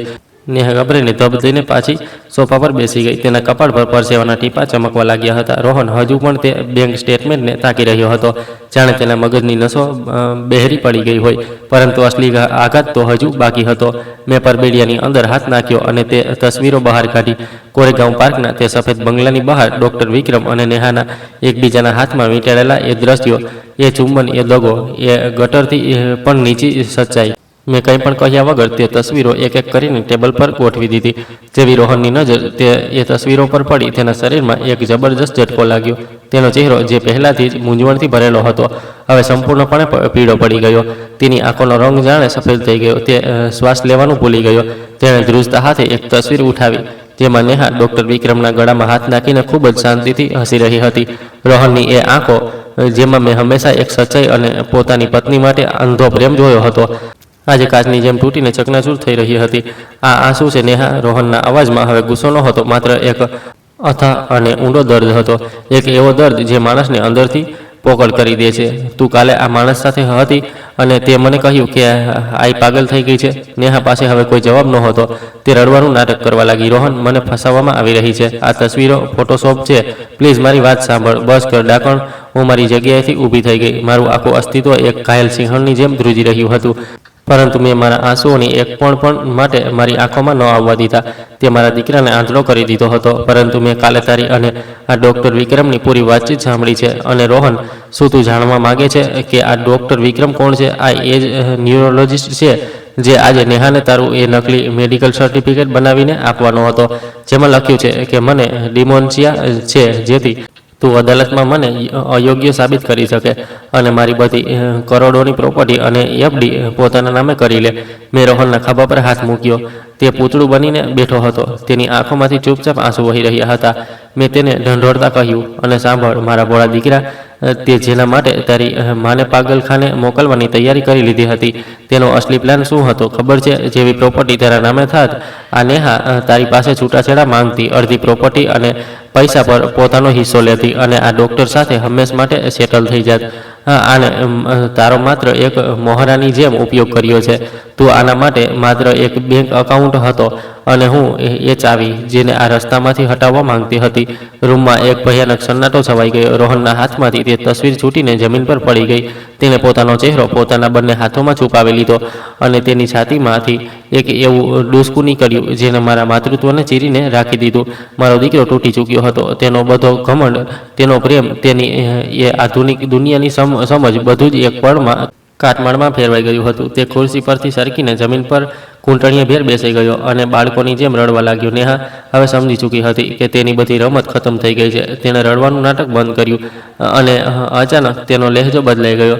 તે બેશરમીની બધી હદો પાર કરતા પોતાની જગ્યા પર ટટ્ટાર ઊભી થઈ ગઈ અને નફરત ભરેલી નજરોથી મને જોવા લાગી. હા, કર્યું મેં આ બધું, તે ચીખી, કારણ કે હું તમારા સડેલા જૂના વિચારોવાળા ઘરમાં કૂંટાઈને નહોતી જીવી શકતી. રોહન એક નબળો માણસ છે જે હંમેશા તમારા પાલવથી બંધાયેલો રહે છે. મને મારા હિસ્સાની જિંદગી જોઈતી હતી અને તેના માટે મને પૈસા જોઈતા હતા. તમે આમ પણ થોડા વર્ષોમાં મરવાના જ છો, તો જો તમારો પૈસો મને પહેલાં મળી જાત તો એમાં શું ખોટું હતું? તેની આ હલકી વિચારસરણી અને બેશરમીની સાંભળીને દેશપાંડેજીએ પોતાના ચશ્મા ઉતાર્યા અને ખૂબ જ કઠોર અવાજમાં કહ્યું, શ્રીમતી નેહા, તમે આ સમયે જે કબૂલાત કરી રહ્યા છો તે કાયદાની નજરમાં ક્રિમિનલ એક્સટોર્શન, ફોર્જરી અને ક્રિમિનલ બ્રીચ ઓફ ટ્રસ્ટ ની શ્રેણીમાં આવે છે. આ તમામ ગુનાઓ માટે તમને ઓછામાં ઓછી 7 વર્ષની નોન બેલેબલ જેલ થઈ શકે છે. અને રહી વાત પેલા ડૉક્ટર વિક્રમની, તો તેનું મેડિકલ લાયસન્સ તો અમે આવતીકાલે સવારે જ મેડિકલ કાઉન્સિલ ઓફ ઇન્ડિયામાં રદ કરાવી દઈશું. જેલનું નામ સાંભળતા જ નેહાની એ બધી અકળ, એ બધો ઘમંડ એક ઝાટકામાં હવામાં ઉડી ગયો. તેનો ચહેરો હવે ડરથી સફેદ પડી ચૂક્યો હતો. તે જાણતી હતી કે તેની સામે ઊભેલા લોકો કોઈ મજાક નથી કરી રહ્યા. તેના તમામ પુરાવા આ ટેબલ પર મૂકેલા હતા. તે ધ્રુજવા લાગી અને તેણે રોહન તરફ ડગલું માંડ્યું. રોહન, પ્લીઝ મને માફ કરી દે. હું ભટકી ગઈ હતી. પ્લીઝ મને પોલીસ પાસે ન મોકલતો. રોહને ઝટકાથી પોતાનો હાથ પાછળ ખેંચી લીધો, જાણે તેને કોઈ ઝેરી સાપે સ્પર્શ કરી લીધો હોય. તે જમીન પરથી ઉઠ્યો. તેની આંખો લાલ હતી અને તેનો ચહેરો આંસુઓથી ભીંજાયેલો હતો. તેણે નેહા તરફ એવી રીતે જોયું જાણે તે કોઈ કચરો હોય. મારા ઘરમાંથી નીકળી જા.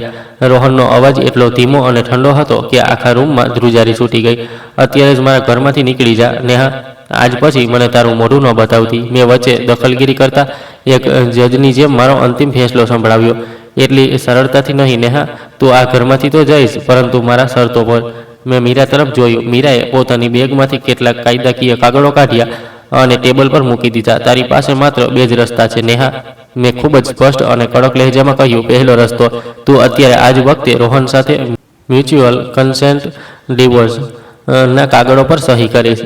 તું આ છૂટાછેડામાં કોઈ પણ પ્રકારની એલિમની, ગુજારા ભથ્થા કે પ્રોપર્ટીના હિસ્સાની માંગ નહીં કરે.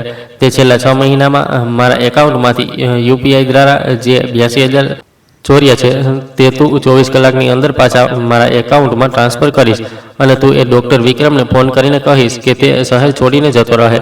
જો તે આ બધું ચૂપચાપ કરી દીધું તો હું આ તસવીરો અને ટ્રેકરનો આ ડેટા પોલીસને નહીં આપું. મેં એક પળનો વિરામ લીધો અને પછી તેની આંખોમાં આંખો નાખીને મારી વાત પૂરી કરી. અને બીજો રસ્તો, તું અત્યારે અહીંથી બહાર નીકળીશ અને 15 મિનિટ પછી પુણેની પોલીસ તારા હિજેવાલીવાળા ફ્લેટ પર તને અને તારા એ પ્રેમી ડૉક્ટરને જાળસાજી અને માનસિક ત્રાસના આરોપમાં હથકડી પહેરાવવા આવી જશે. નિર્ણય તારો છે. તારું ભવિષ્ય હવે આ ટેબલ પર રાખેલી આ પેનની અણી પર ટકેલું છે. રૂમમાં માત્ર એ દિવાલ ઘડિયાળની ટીક ટીક ગુંજી રહી હતી. નેહાની નજરો ટેબલ પર રાખેલા એ કાગળો, એ તસવીરો અને પછી મીરાના હાથમાં પકડેલા ફોન પર ફરી રહી હતી. તેને ખબર હતી કે તે ચારે બાજુથી એક એવા કાયદાકીય અને નૈતિક જાળમાં ફસાઈ ચૂકી છે જેણે તેને જાતે વણી હતી. તેનો ઘમંડ તૂટી ચૂક્યો હતો. તેની પાસે ભાગવાનો કોઈ રસ્તો નહોતો. તેણે પોતાના ધ્રુજતા હાથોથી ટેબલ પરથી એ પેન ઉઠાવી. તેની આંખોમાંથી હારના આંસુ કાગળ પર પડી રહ્યા હતા. તેણે એક પણ શબ્દ કહ્યા વગર, કોઈ પણ શરત રાખ્યા વગર એ છૂટાછેડાના કાગળો પર પોતાની સહીઓ કરી દીધી. જે કાગળ પર હું મારી મોત અને બેદખલીની સહીઓ કરવાની હતી, આજે એ જ ટેબલ પર મારા દુશ્મનોએ પોતાની હારનો દસ્તાવેજ સાઇન કરી દીધો હતો. મારી જમીન, મારા પૈસા અને સૌથી વધુ તો મારું સન્માન પાછું મારી પાસે લોટી આવ્યું હતું. પરંતુ મારા દીકરાની જે દુનિયા ઉજળી ગઈ હતી તેને સમેટવામાં હજુ ઘણો સમય લાગવાનો હતો. ખેર, આ એક રિકવરી હતી. એ મરામત હતી જે કોઈ ડૉક્ટરના ક્લિનિકમાં નથી થતી, પરંતુ માણસની પોતાની અંદરની હિંમતથી થાય છે. હું મારી જિંદગીના આ નવા અને સુરક્ષિત અધ્યાયનો સંપૂર્ણ રીતે આનંદ માણી રહી હતી. એ જાણતા હોવા છતાં કે મેં મારા આત્મસન્માનની રક્ષા માટે જે કિંમત ચૂકવી હતી તે મારા સુકૂનની આગળ કંઈ જ નહોતી. એ રાત્રે જ્યારે નેહા મારા બાપ દાદાના ઘરની ઉંબરો પાર કરીને બહાર ગઈ તો તેના પગલાંના અવાજ સાથે દરવાજો બંધ થવાનો જે અવાજ આવ્યો તે માત્ર લાકડાની ફ્રેમ સાથે ટકરાવાનો અવાજ નહોતો. તે એક ઘૂંટણ, એ દગો અને એ ઝેરી પડછાયાના હંમેશા માટે ખતમ થવાનો અવાજ હતો, જેણે છેલ્લા 2 વર્ષથી મારા ઘરની શાંતિને ગળી લીધી હતી. રૂમમાં હવે માત્ર હું, મારો તૂટી ચૂકેલો દીકરો રોહન, મીરા, દેશપાંડેજી અને કદમ કાકા બચ્યા હતા. નેહાના ગયા પછી કદમ કાકા અને બંને વકીલોએ પણ ખૂબ જ ખામોશીથી અમારી વિદાય લીધી. તેમને ખબર હતી કે હવે આ ઘરને કોઈ કાયદાકીય સલાહની નહીં, પરંતુ એક મા અને દીકરા વચ્ચેના એ ઊંડા ઘાવ ભરવાની જરૂર છે જે આ ષડયંત્રને આપ્યા હતા. તેમના ગયા પછી રોહન ત્યાં જ જમીન પર બેસી ગયો. તેની આંખો લાલ હતી અને તે શૂન્યમાં તાકી રહ્યો હતો. તેનું આખું અસ્તિત્વ એ સચ્ચાઈના બોજ નીચે દબાઈ ગયું હતું કે જે પત્નીના પ્રેમમાં આંધળો થઈને તેણે પોતાની જન્મ આપનારી મા પર શક કર્યો, તેને માનસિક રીતે બીમાર સમજી અને તેના ફોનમાં જાસૂસીનું સોફ્ટવેર નાખ્યું. એ જ પત્નીએ તેનો એક મોહરાની જેમ ઉપયોગ કર્યો. હું ધીમેથી સોફા પરથી નીચે ઉતરી અને પર્સ પર મારા દીકરાની પાસે બેસી ગઈ. મેં તેના ધ્રુજતા હાથોને મારા હાથોમાં લીધા. રોહને જેવો જ મારા હાથનો સ્પર્શ અનુભવ્યો તે ધ્રુસકે રડવા લાગ્યો. તેણે પોતાનું માથું મારા ખભા પર રાખી દીધું અને બાળકોની જેમ ડૂસકા ભરતા કહ્યું, આઈ મને માફ કરી દો. હું કેટલો મોટો આંધળો અને બેવકૂફ હતો. મેં તમારી એ મમતા પર શક કર્યો જેણે મને એકલા હાથે પાળી પોસીને મોટો કર્યો. મેં તમારી સાથે એક ગુનેગાર જેવો વર્તાવ કર્યો. હું એક ખૂબ જ ખરાબ દીકરો છું. તમે મને ક્યારેય માફ ન કરતા. મેં તેના માથા પર હાથ ફેરવતા તેના વાળને પંપાડતા કહ્યું, રોહન, તું ખરાબ દીકરો નથી. તું બસ એક ખૂબ જ સાતીર અને લાલચુ ષડયંત્રનો શિકાર થઈ ગયો હતો. નેહા જાણતી હતી કે તારો સૌથી નબળો હિસ્સો તારી ભાવનાઓ છે. તેણે તારી એ જ નબળાઈનો ફાયદો ઉઠાવ્યો. તેણે તને મારાથી દૂર કરવા માટે મારી વિરુદ્ધ ઝેર ન ઓગ્યું, પરંતુ તેણે ખૂબ જ ચાલાકીથી મારા સ્વાસ્થ્ય અને મારી સુરક્ષાનું જૂઠું નાટક રચ્યું. આ કોઈ સામાન્ય દગો નહોતો રોહન. આ ખૂબ જ ભણેલી ગણેલી અને ખતરનાક દિમાગની ચાલ હતી જેને ગેસલાઇટિંગ કહેવાય છે. આમાં માણસને પોતાની જાત પર જ શક થવા લાગે છે. આજે જે થયું તે એક અંત નથી, પરંતુ આ એક નવી શરૂઆત છે. આપણે એકબીજાને ગુમાવતા પહેલાં જ સચ્ચાઈને પકડી લીધી. આજ આપણી સૌથી મોટી જીત છે. એ રાત્રે અમે બંને ફર્શ પર બેઠા બેઠા ઘણી વાર સુધી વાતો કરતા રહ્યા. મેં તેને જણાવ્યું કે કેવી રીતે મને મારો ફોન ગરમ થવા પર શક ગયો, કેવી રીતે મેં કદમ કાકાની મદદ લીધી અને કેવી રીતે મેં નેહાના કારનો પીછો કર્યો. રોહન મારી દરેક વાત સાંભળીને હેરાન હતો કે તેની 60 વર્ષની માએ ટેકનોલોજી અને કાયદાનો આટલો શ્રેષ્ઠ ઉપયોગ કરીને એ આખી ચાળને કેવી રીતે કાપી નાખી જેને એક યુવાન અને ભણેલી ગણેલી છોકરીએ વણી હતી. એ રાત્રે રોહન પોતાના હિજેવાડીવાળા ફ્લેટમાં ન ગયો. તે મારા જ ઘરમાં પોતાના બાળપણવાળા રૂમમાં સૂતો. વર્ષો પછી મને એવું લાગ્યું જાણે મારો અસલી રોહન પાછો આવી ગયો છે. બીજા દિવસે સવારે જ્યારે હું રસોડામાં ચા બનાવી રહી હતી, મારા એ નાના એવા સાધારણ કીપેડવાળા ફોન પર એક બીપનો અવાજ આવ્યો. મેં સ્ક્રીન જોઈ. તે સ્ટેટ બેંક ઓફ ઇન્ડિયાનો મેસેજ હતો. મારા એકાઉન્ટમાં 82,000 નેફ્ટ દ્વારા ટ્રાન્સફર કરવામાં આવ્યા હતા. નેહાએ પોલીસના ડર અને જેલમાં જવાના ડરથી 24 કલાકથી પણ ઓછા સમયમાં તે બધી રકમ પાછી આપી દીધી હતી જે તેણે મારા એકાઉન્ટમાંથી ચોરી હતી. મેં તે મેસેજ રોહનને બતાવ્યો. રોહને એક ઊંડો શ્વાસ લીધો અને કહ્યું કે મીરા મેડમે મને સવારે જ ફોન કર્યો હતો. નેહાએ પોતાના વકીલ મારફતે છૂટાછેડાની અરજી પર પોતાની સંમતિ મોકલી દીધી છે. તેણે સાફ કહી દીધું છે કે તે કોર્ટની બહાર જ સેટલમેન્ટ ઈચ્છે છે અને હવે તે ક્યારેય આપણા રસ્તામાં નહીં આવે. પછીથી મને મીરા પાસેથી એ પણ જાણવા મળ્યું કે દેશપાંડેજીની માત્ર એક કાનૂની ધમકીથી તે ડૉક્ટર વિક્રમ એટલો ડરી ગયો હતો કે તેણે રાતોરાત પોતાનું કોરેગાંવ પાર્કનું ક્લિનિક બંધ કરી દીધું અને થોડા અઠવાડિયા માટે શહેર છોડીને ક્યાંક અંડરગ્રાઉન્ડ થઈ ગયો. બુરાઈ ભલે કેટલી પણ તાકાતવર અને ચાલાક કેમ ન હોય, જ્યારે સચ્ચાઈ પૂરા પુરાવાઓ અને નિડરતા સાથે તેની સામે ઊભી રહે છે ત્યારે તે પતના મહેલની જેમ ધરાશાયી થઈ જાય છે. પરંતુ આ આખી ઘટનાએ મને જિંદગીનો એક ખૂબ જ કઠોર અને વ્યવહારિક પાઠ ભણાવી દીધો હતો. મને સમજાઈ ગયું હતું કે માત્ર ભાવનાત્મક રીતે મજબૂત હોવું પૂરતું નથી, બલકે આજના આ ડિજિટલ અને દગાબાજ યુગમાં નાણાકીય રીતે જાગૃત અને સુરક્ષિત હોવું એ સૌથી મોટી જરૂરિયાત છે. એ જ અઠવાડિયાની શુક્રવારે મેં રોહનને મારી સાથે લીધો અને અમે બંને સ્ટેટ બેંક ઓફ ઇન્ડિયાની મારી એ જ જૂની બ્રાન્ચમાં ગયા. મેં બેંક મેનેજર જોશીજી સાથે મુલાકાત કરી અને તેમની પાસેથી એક સુરક્ષિત સેફ ડિપોઝિટ લોકર ભાડે લીધું. જ્યારે હું તે લોકર રૂમના ઠંડા અને શાંત વાતાવરણમાં ઊભી હતી ત્યારે મારા હાથમાં મારા પૈતૃક ઘરની અસલી રજિસ્ટ્રીના કાગળો, મારી બધી ફિક્સ ડિપોઝિટ, એફડીની રસીદો અને મારી તે વસિયત હતી. મેં તે બધા મહત્વપૂર્ણ દસ્તાવેજોને એક વોટરપ્રૂફ અને ફાયરપ્રૂફ ફાઇલમાં મૂક્યા. આ સાથે જ મેં કદમ કાકાએ આપેલી એ પેનડ્રાઈવ પણ એ ફાઇલમાં રાખી દીધી, જેમાં નેહાની ટ્રેકર એપનો બધો ડિજિટલ ડેટા અને તેની એ ગંદી સાજિશોના પુરાવા હતા. મેં તે ફાઇલ એ લોખંડના ભારે લોકરમાં મૂકી અને તેને બંધ કરી દીધું. લોકરના દરવાજાના એ ભારે ક્લિકનો અવાજ મારા માટે એક માનસિક શાંતિનું પ્રતીક હતો. મેં એક ચાવી બેંકને આપી અને બીજી ચાવી મારી પાસે એક ખૂબ જ ગુપ્ત જગ્યાએ સાચવીને રાખી દીધી. હવે મારી જિંદગીની કોઈ પણ મહેનત, કોઈ પણ સંપત્તિ, કોઈ પણ ટ્રેકર એપ કે કોઈ ખોટા મેડિકલ સર્ટિફિકેટ દ્વારા છીનવી શકાતી ન હતી. મેં જોશીજીને સ્પષ્ટ સૂચના આપી કે મારી ગેરહાજરીમાં કે મારા કોઈ પણ ડિજિટલ હસ્તાક્ષર દ્વારા મારી કોઈ પણ મોટી એફડીને તોડવામાં ન આવે. મેં મારા એકાઉન્ટમાંથી યુપીઆઈની લિમિટ ઘટાડીને માત્ર 1000 રોજના કરી દીધી, જેથી ભવિષ્યમાં જો કોઈ મારો ફોન અથવા ઓટીપી હેક પણ કરી લે તો તે કોઈ મોટી રકમ ન ઉપાડી શકે. વિશ્વાસ કરો, પરંતુ હંમેશા તપાસ કરો. આ હવે મારી જિંદગીનો નવો અને સૌથી કડક નિયમ બની ચૂક્યો હતો. હું હવે માત્ર એક ભોળીભાળી માનવ હતી. હું આ ઘર અને મારી મહેનતની અસલી રક્ષક બની ચૂકી હતી. મહિનાઓ વીતતા ગયા અને અમારા ઘરનું વાતાવરણ ધીમે ધીમે સામાન્ય થવા લાગ્યું. રોહન હવે મારી સાથે ઘણો વધારે સમય પસાર કરવા લાગ્યો હતો. તે દર વીકેન્ડે મારા ઘરે આવતો હતો, પરંતુ હવે કોઈ શંકા, કોઈ દેખરેખ કે કોઈ ખોટી ચિંતાના કારણે નહીં, પરંતુ માત્ર મારી સાથે શાંતિની 2 પળો વિતાવવા માટે. અમે બંને સાથે મળીને રસોડામાં જમવાનું બનાવતા, જૂની વાતો કરતા અને સાંજે બાલ્કનીમાં બેસીને ચા પીતા. રોહને એ હિજેવાડીવાળો ફ્લેટ વેચી દીધો હતો, કારણ કે ત્યાંની દરેક દિવાલ તેને નેહાના એ ઝેરીલા દગાની યાદ અપાવતી હતી. તે હવે કોરીથોડમાં જ મારા ઘરથી થોડે દૂર એક ભાડાના એપાર્ટમેન્ટમાં રહેવા લાગ્યો હતો. તેણે પોતાની જિંદગીને ફરીથી એક નવી દિશા આપવાનું શરૂ કરી દીધું હતું. જે દૂરીઓ નેહાએ પોતાની ચાલાકીથી અમારી વચ્ચે ઊભી કરી હતી, તે હવે હંમેશા માટે ખતમ થઈ ચૂકી હતી. રોહન હવે મારી આત્મનિર્ભરતાનું સન્માન કરતો હતો.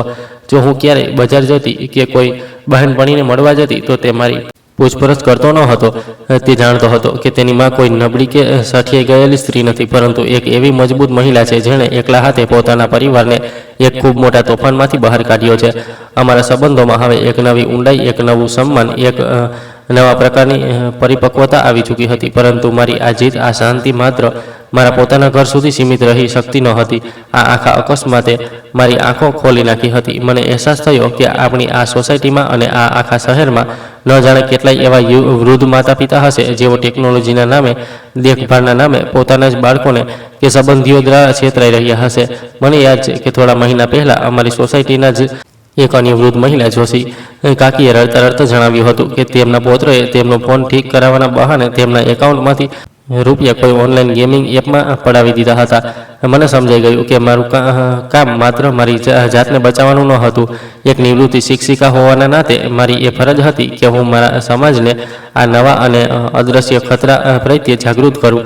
મેં સોસાયટીની કમિટી સાથે વાત કરી અને દર મહિનાના પહેલા રવિવારે અમારા ક્લબ હાઉસમાં વૃદ્ધો માટે એક ડિજિટલ જાગૃતિ ચા પાર્ટીનું આયોજન શરૂ કરી દીધું. પહેલા દિવસે જ્યારે હું એ હોલમાં ગઈ, તો ત્યાં સોસાયટીના લગભગ 20-25 વૃદ્ધ અંકલ અને આંટી બેઠા હતા. મેં તેમની સામે કોઈ ભારેખમ ભાષણ ન આપ્યું. મેં બસ મારી વાર્તાના કેટલાક અંશો તેમની સાથે શેર કર્યા. નેહા કે રોહનનું નામ ખરાબ કર્યા વિના મેં તેમને એક ખૂબ જ સરળ અને સ્પષ્ટ ભાષામાં સમજાવ્યું કે આજની દુનિયામાં આપણો સ્માર્ટફોન માત્ર એક વાત કરવાનું મશીન નથી, પરંતુ તે આપણી તિજોરીની ચાવી છે. મેં તેમને શીખવ્યું કે કેવી રીતે પોતાના ફોનમાં એક મજબૂત પાસવર્ડ લગાવવો જોઈએ. મેં તેમને જણાવ્યું કે જો બેંકમાંથી કોઈ SMS આવે જેમાં કોઈ લિંક હોય, તો તેના પર ક્યારેય ક્લિક ન કરવું જોઈએ. મેં તેમને સમજાવ્યું કે ઓટીપી તમારી જિંદગીનો સૌથી ગોપનીય નંબર છે, જેને તમારે તમારા સગા દીકરા, દીકરી કે કોઈ બેંકવાળાને પણ ફોન પર નથી જણાવવાનો. મેં તેમના સ્માર્ટફોનનું સેટિંગ ચેક કર્યું અને તેમને બતાવ્યું કે કેવી રીતે ઘણી એપ્સ આપણી જાણ બહાર આપણું લોકેશન, GPS, આપણો કેમેરો અને આપણા માઇક્રોફોનનો ઉપયોગ કરે છે. મેં તેમને એ બધી નકામી એપ્સ ડિલીટ કરવામાં મદદ કરી, જે તેમની પ્રાઇવસી માટે ખતરો બની શકતી હતી. તાઈ અમે તો આ નવા મશીનની બાબતમાં અભણ છીએ.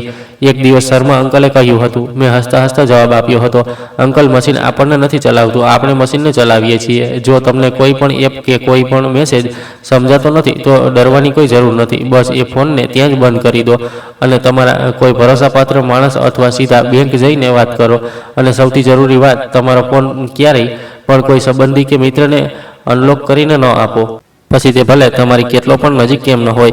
તમારી નજીકતા, પ્રાઇવસી તમારો અધિકાર છે. મારા આ નાના નાના ક્લાસની બહુ ઊંડી અસર થવા લાગી. સોસાયટીના વૃદ્ધો હવે પોતાના ફોનને લઈને ખૂબ જ સતર્ક થઈ ગયા હતા. જો તેમના ફોનમાં કોઈ તકલીફ આવતી તો તેઓ સીધા મારી પાસે આવતા અથવા કદમ કાકાની દુકાને જતા, પરંતુ કોઈ અજાણ્યા માણસને પોતાનો ફોન નહોતા આપતા. મારી અંદર એક અજીબ સંતોષ અને ઉર્જા ભરાઈ ગઈ હતી. મેં મારી જિંદગીનો એક ખૂબ જ ભયાનક દોર જોયો હતો, પરંતુ એ અંધારાએ મને એક નવી રોશની આપી હતી. મને હવે ઘડપણથી એકલતાથી કોઈ દગાથી ડર નહોતો લાગતો.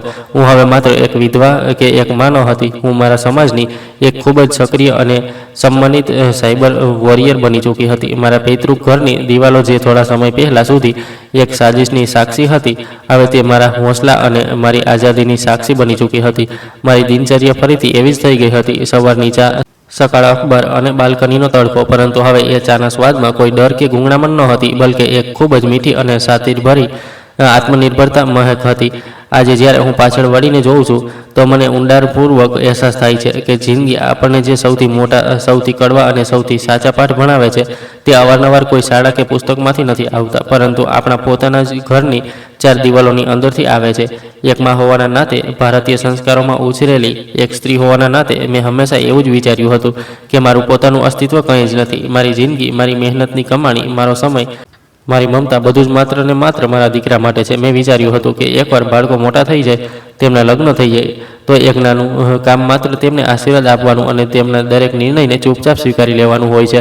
પરંતુ એક ઘટનાએ, એક જાસૂસી ટ્રેકર એપની વાદળી ચમકતી લાઇટે મારી આ સદીઓ જૂની માસુમિયત અને ગેરસમજને હંમેશ માટે ચકનાચૂર કરી દીધી. મેં એ શીખ્યું કે પ્રેમ, ત્યાગ અને વિશ્વાસનો અર્થ આંધળો થઈ જવું નથી હોતો. તમે તમારા બાળકોને દુનિયામાં સૌથી વધારે પ્રેમ કરી શકો છો, તેમના માટે તમારો જીવ પણ દાવ પર લગાવી શકો છો, પરંતુ તમારી ગરિમા, તમારી આઝાદી અને તમારા આત્મસન્માનની ચાવી ક્યારેય કોઈના હાથમાં કોઈ પણ કિંમતે ન સોંપવી જોઈએ. પછી ભલે તે તમારું પોતાનું સગું લોહી જ કેમ ન હોય. જ્યારે વાત તમારા પૈતૃક ઘરની હોય, તમારા બેંક એકાઉન્ટની હોય અને તમારી માનસિક શાંતિની હોય, તો મર્યાદાઓ નક્કી કરવી, ના કહેવી એ કોઈ સ્વાર્થ નથી, બલકે આ તમારા પોતાના અસ્તિત્વને જીવંત રાખવાની, તમારા શ્વાસને આઝાદ રાખવાની સૌથી મોટી અને મહત્ત્વની જરૂરિયાત છે. મેં મારી આસપાસ, મારી સોસાયટીમાં અને આ આખા સમાજમાં જોયું છે કે કેવી રીતે માતા પિતા અવારનવાર લોકો શું કહેશે, સંબંધીઓમાં શું વાતો થશે અથવા પરિવારની ઇજ્જત ખરાબ થશે એવું વિચારીને પોતાની સંતાનો કે વહુઓના દરેક પ્રકારના માનસિક, શારીરિક અને આર્થિક અત્યાચારને ચૂપચાપ ઘૂંટડો ગળીને સહન કરતા રહે છે. તેઓ પોતાના જ બનાવેલા ઘરમાં એક વણજોઈતા મહેમાન, એક બોજ અથવા એક કેદીની જેમ સંકોચાઈને રહી જાય છે, પોતાના મોતની રાહ જોતા. પરંતુ આ બિલકુલ ખોટું છે. જો તમે ખુદ તમારી ઇજ્જત નહીં કરો, જો તમે ખુદ તમારા અધિકારો માટે, તમારી મહેનતના પૈસા માટે ઊભા નહીં થાવ, તો દુનિયાની કોઈ પણ અદાલત, કોઈ પણ સમાજ તમારા માટે નહીં લડે. એક માનું દિલ બહુ કોમળ હોય છે, પરંતુ જ્યારે વાત તેની પોતાની સુરક્ષા અને તેના બાળકના સાચા ભવિષ્યની હોય તો એ દિલને લોખંડથી પણ વધારે કઠણ થવું પડે છે. મારા આ ભયાનક અનુભવ અને એ આગના દરિયામાંથી પસાર થયા પછી મેં કેટલાક એવા કડક અને વ્યવહારિક નિયમો શીખ્યા છે જેને હું આજે દરેક એવા માણસ સુધી પહોંચાડવા માગું છું જેના વાળ તડકામાં નહીં પરંતુ અનુભવો અને સંઘર્ષીના મુઠ્ઠીમાં સફેદ થયા છે. સૌથી પહેલાં અને સૌથી જરૂરી વાત એ છે કે ક્યારે પણ કોઈ પણ સંજોગોમાં પોતાની આર્થિક આઝાદી એટલે કે પોતાના પૈસાનું સંપૂર્ણ નિયંત્રણ કોઈના હાથમાં ન આપો. જ્યાં સુધી તમારા શરીરમાં શ્વાસ ચાલી રહ્યો છે, તમારા બેંક ખાતા, તમારી પ્રોપર્ટીના કાગળો, તમારી ફિક્સ ડિપોઝિટ અને તમારી પેન્શન પર માત્ર ને માત્ર તમારો પોતાનો કાનૂની અને માનસિક અધિકાર હોવો જોઈએ. કોઈ પણ કાનૂની કાગળ પર, કોઈ પણ પાવર ઓફ અટર્ની પર વાંચ્યા વગર, કોઈ વકીલને પૂછ્યા વગર કે કોઈના ભાવનાત્મક દબાણમાં આવીને ક્યારેય સહી ન કરો. બીજી વાત એ જે આજના જમાનામાં સૌથી મોટી ઢાલ છે તે છે તમારો મોબાઈલ ફોન. તમારો સ્માર્ટફોન આજના સમયમાં માત્ર સંબંધીઓ સાથે વાત કરવાનું કે વિડીયો જોવાનું ડબલું નથી, તે તમારી આખી જિંદગીની તિજોરી છે. તમારો ફોન ક્યારેય પણ કોઈ મજબૂત લોક લગાવ્યા વગર ક્યાંય ટેબલ પર ન છોડો અને ન તો કોઈને, પછી ભલે તે તમારો પોતાનો દીકરો કે વહુ જ કેમ ન હોય, તેને ચેક કરવાના, સોફ્ટવેર અપડેટ કરવાના કે રિપેર કરવાના બહાને સોંપો. જો તમને તમારા ફોનમાં કોઈ પણ અજીબ વસ્તુ લાગે છે, જેમ કે બેટરીનું અચાનકથી બહુ જલ્દી ખતમ થઈ જવું, ફોનનો ઉપયોગ કર્યા વગર ગરમ થવો અથવા બેંકમાંથી કોઈ એવા એલર્ટ આવવા જે તમે નથી કર્યા, તો તરત જ સતર્ક થઈ જાઓ. તેને અવગણશો નહીં, બલકે કોઈ સાયબર નિષ્ણાતો, કોઈ રિપેરિંગવાળા કે સીધા બેંકનો સંપર્ક કરો. ત્રીજી વાત જે સૌથી ખતરનાક છે અને જે અવારનવાર ભણેલા ગણેલા ઘરોમાં મીઠા ઝેરની જેમ ફેલાય છે તે છે ગેસ લાઇટિંગ, એટલે કે તમને માનસિક રીતે નબળા સાબિત કરવાની રમત. જો તમારા ઘરમાં કોઈ પણ માણસ વારંવાર દરેક નાની વાત પર તમને એ અહેસાસ અપાવવાનો પ્રયાસ કરી રહ્યો છે કે તમે વસ્તુઓ ભૂલી રહ્યા છો, તમને યાદ નથી રહેતું, તમે સઠિયા ગયા છો અથવા તમારું મગજ હવે બરાબર કામ નથી કરી રહ્યું, તો તરત જ સાવધાન થઈ જાઓ. આ કોઈ ચિંતા નથી હોતી, પરંતુ આ તમારી પ્રોપર્ટી અને તમારા અધિકારોને કાનૂની રીતે છીનવી લેવાની એક બહુ મોટી અને વિચારેલી સાજિશનું પહેલું પગલું હોય છે. આવા સમયે ગભરાઈને રડવાના, પોતાની જાત પર શંકા કરવાના કે ડિપ્રેશનમાં જવાના બદલે ચૂપચાપ પોતાના પુરાવાઓ ભેગા કરો, ડાયરી લખો, લોકોને મળો અને ખુદને સાબિત કરો કે તમે બિલકુલ ઠીક છો. અને સૌથી છેલ્લી વાત, ક્યારેય પણ કોઈ બહારની મદદ જેવી કે કોઈ સારા વકીલ, કોઈ પોલીસવાળા અથવા કોઈ સમજદાર માણસ પાસે જવામાં સંકોચ ન કરો. ઘરની વાત ઘરમાં રાખવાના ચક્કરમાં ખોટી મર્યાદાના નામે અવારનવાર લોકો પોતાની આખી જિંદગી અને પોતાની આખી કમાણી બરબાદ કરી નાખે છે. તમારું આત્મસન્માન કોઈ પણ ખોટા સંબંધ કરતાં ઘણું મોટું છે. આજે જ્યારે સાંજ ઢળી રહી છે અને હું મારા એ જ જૂના પિતૃઘરની બાલ્કનીમાં મારી આરામ ખુરશી પર બેઠી છું, તો બહારથી વાતી ઠંડી હવા મને એક ખૂબ જ ઊંડી શાંતિ આપે છે.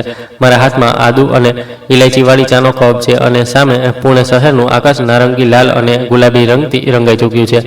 દૂર ક્યાંક કોઈ જૂના મંદિરની ઘંટડીઓનો ધીમો ધીમો અવાજ આવી રહ્યો છે, જે મને એક અજીબસી શાંતિ આપી રહ્યો છે. મારા ડાઇનિંગ ટેબલ પર હવે કોઈ ટ્રેકર એપવાળો જાસૂસી કરતો ફોન નથી રાખ્યો, બલકે મારી પોતાની શરતો પર, મારા પોતાના સિદ્ધાંતો પર જીવવામાં આવતી એક આઝાદ જિંદગીની કિતાબ ખુલ્લી છે. રોહન હવે અવારનવાર આવે છે, અમે સાથે બેસીને જમીએ છીએ, જૂની યાદો તાજી કરીએ છીએ અને ભવિષ્યની વાતો કરીએ છીએ. પરંતુ હવે અમારી એ વાતચીતમાં, અમારી એ મુલાકાતમાં કોઈ ખોફ, કોઈ શંકા કે કોઈ છુપાયેલી સાજિશ નથી હોતી.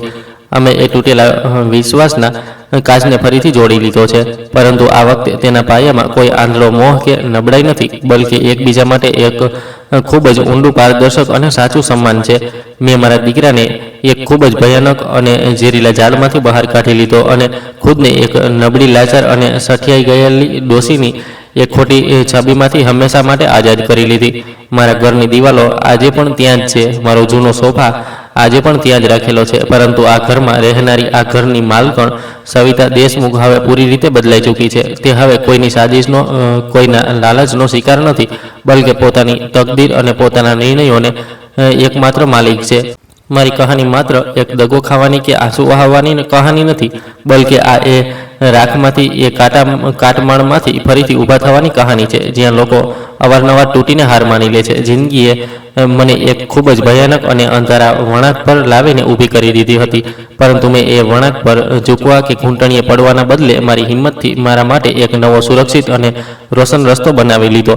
અને આજ મારી જિંદગીની સૌથી મોટી અને સૌથી સાચી જીત છે. મારી આ લાંબી, કડવી પરંતુ 100% સાચી વાર્તાને તમારો કિંમતી સમય આપવા અને અહીં સુધી મારી સાથે સફર કરવા બદલ તમારો ખૂબ ખૂબ આભાર. મને પૂરી આશા છે કે મારા આ અનુભવે, મારા આ એકલા લડેલા સંઘર્ષ તમારા દિલના કોઈને કોઈ ખૂણાને જરૂર સ્પર્શ કર્યો હશે અને કદાચ કોઈ એવા વૃદ્ધ કે કોઈ એવા માણસની આંખો પણ ખોલી હશે, જે આજે પણ પોતાના જ ઘરમાં, પોતાના જ લોકોની વચ્ચે કોઈ આવા જ મીઠા અને ખતરનાક દગાનો શિકાર થઈ રહ્યો છે. જો તમને મારી હિંમત, મારો સમયસર લેવાયેલો એ કડક નિર્ણય અને મારી આ વાર્તા સાચી લાગી હોય તો કૃપા કરીને આ વિડીયોને એક લાઇક જરૂર કરો અને મારી આ ચેનલને સબસ્ક્રાઈબ કરો, જેથી હું ભવિષ્યમાં પણ આવી જ હિંમત આપનારી સાચી અને જમીની વાર્તાઓ તમારા સુધી પહોંચાડી શકું. મને કોમેન્ટ સેક્શનમાં લખીને જરૂર જણાવજો કે જો મારી જગ્યાએ તમે હોત અને તમને ખબર પડત કે તમારા જ લોહીએ તમારી જાસૂસી કરી છે, તો તમે શું કરત? શું તમે પણ મારી જેમ પુરાવા એકઠા કરત કે કોઈ બીજો રસ્તો અપનાવત? અને હા, એ જણાવવાનું બિલકુલ ભૂલતા નહીં કે તમે મારો આ વિડીયો કયા શહેર, કયા રાજ્ય કે કયા ગામથી જોઈ રહ્યા છો.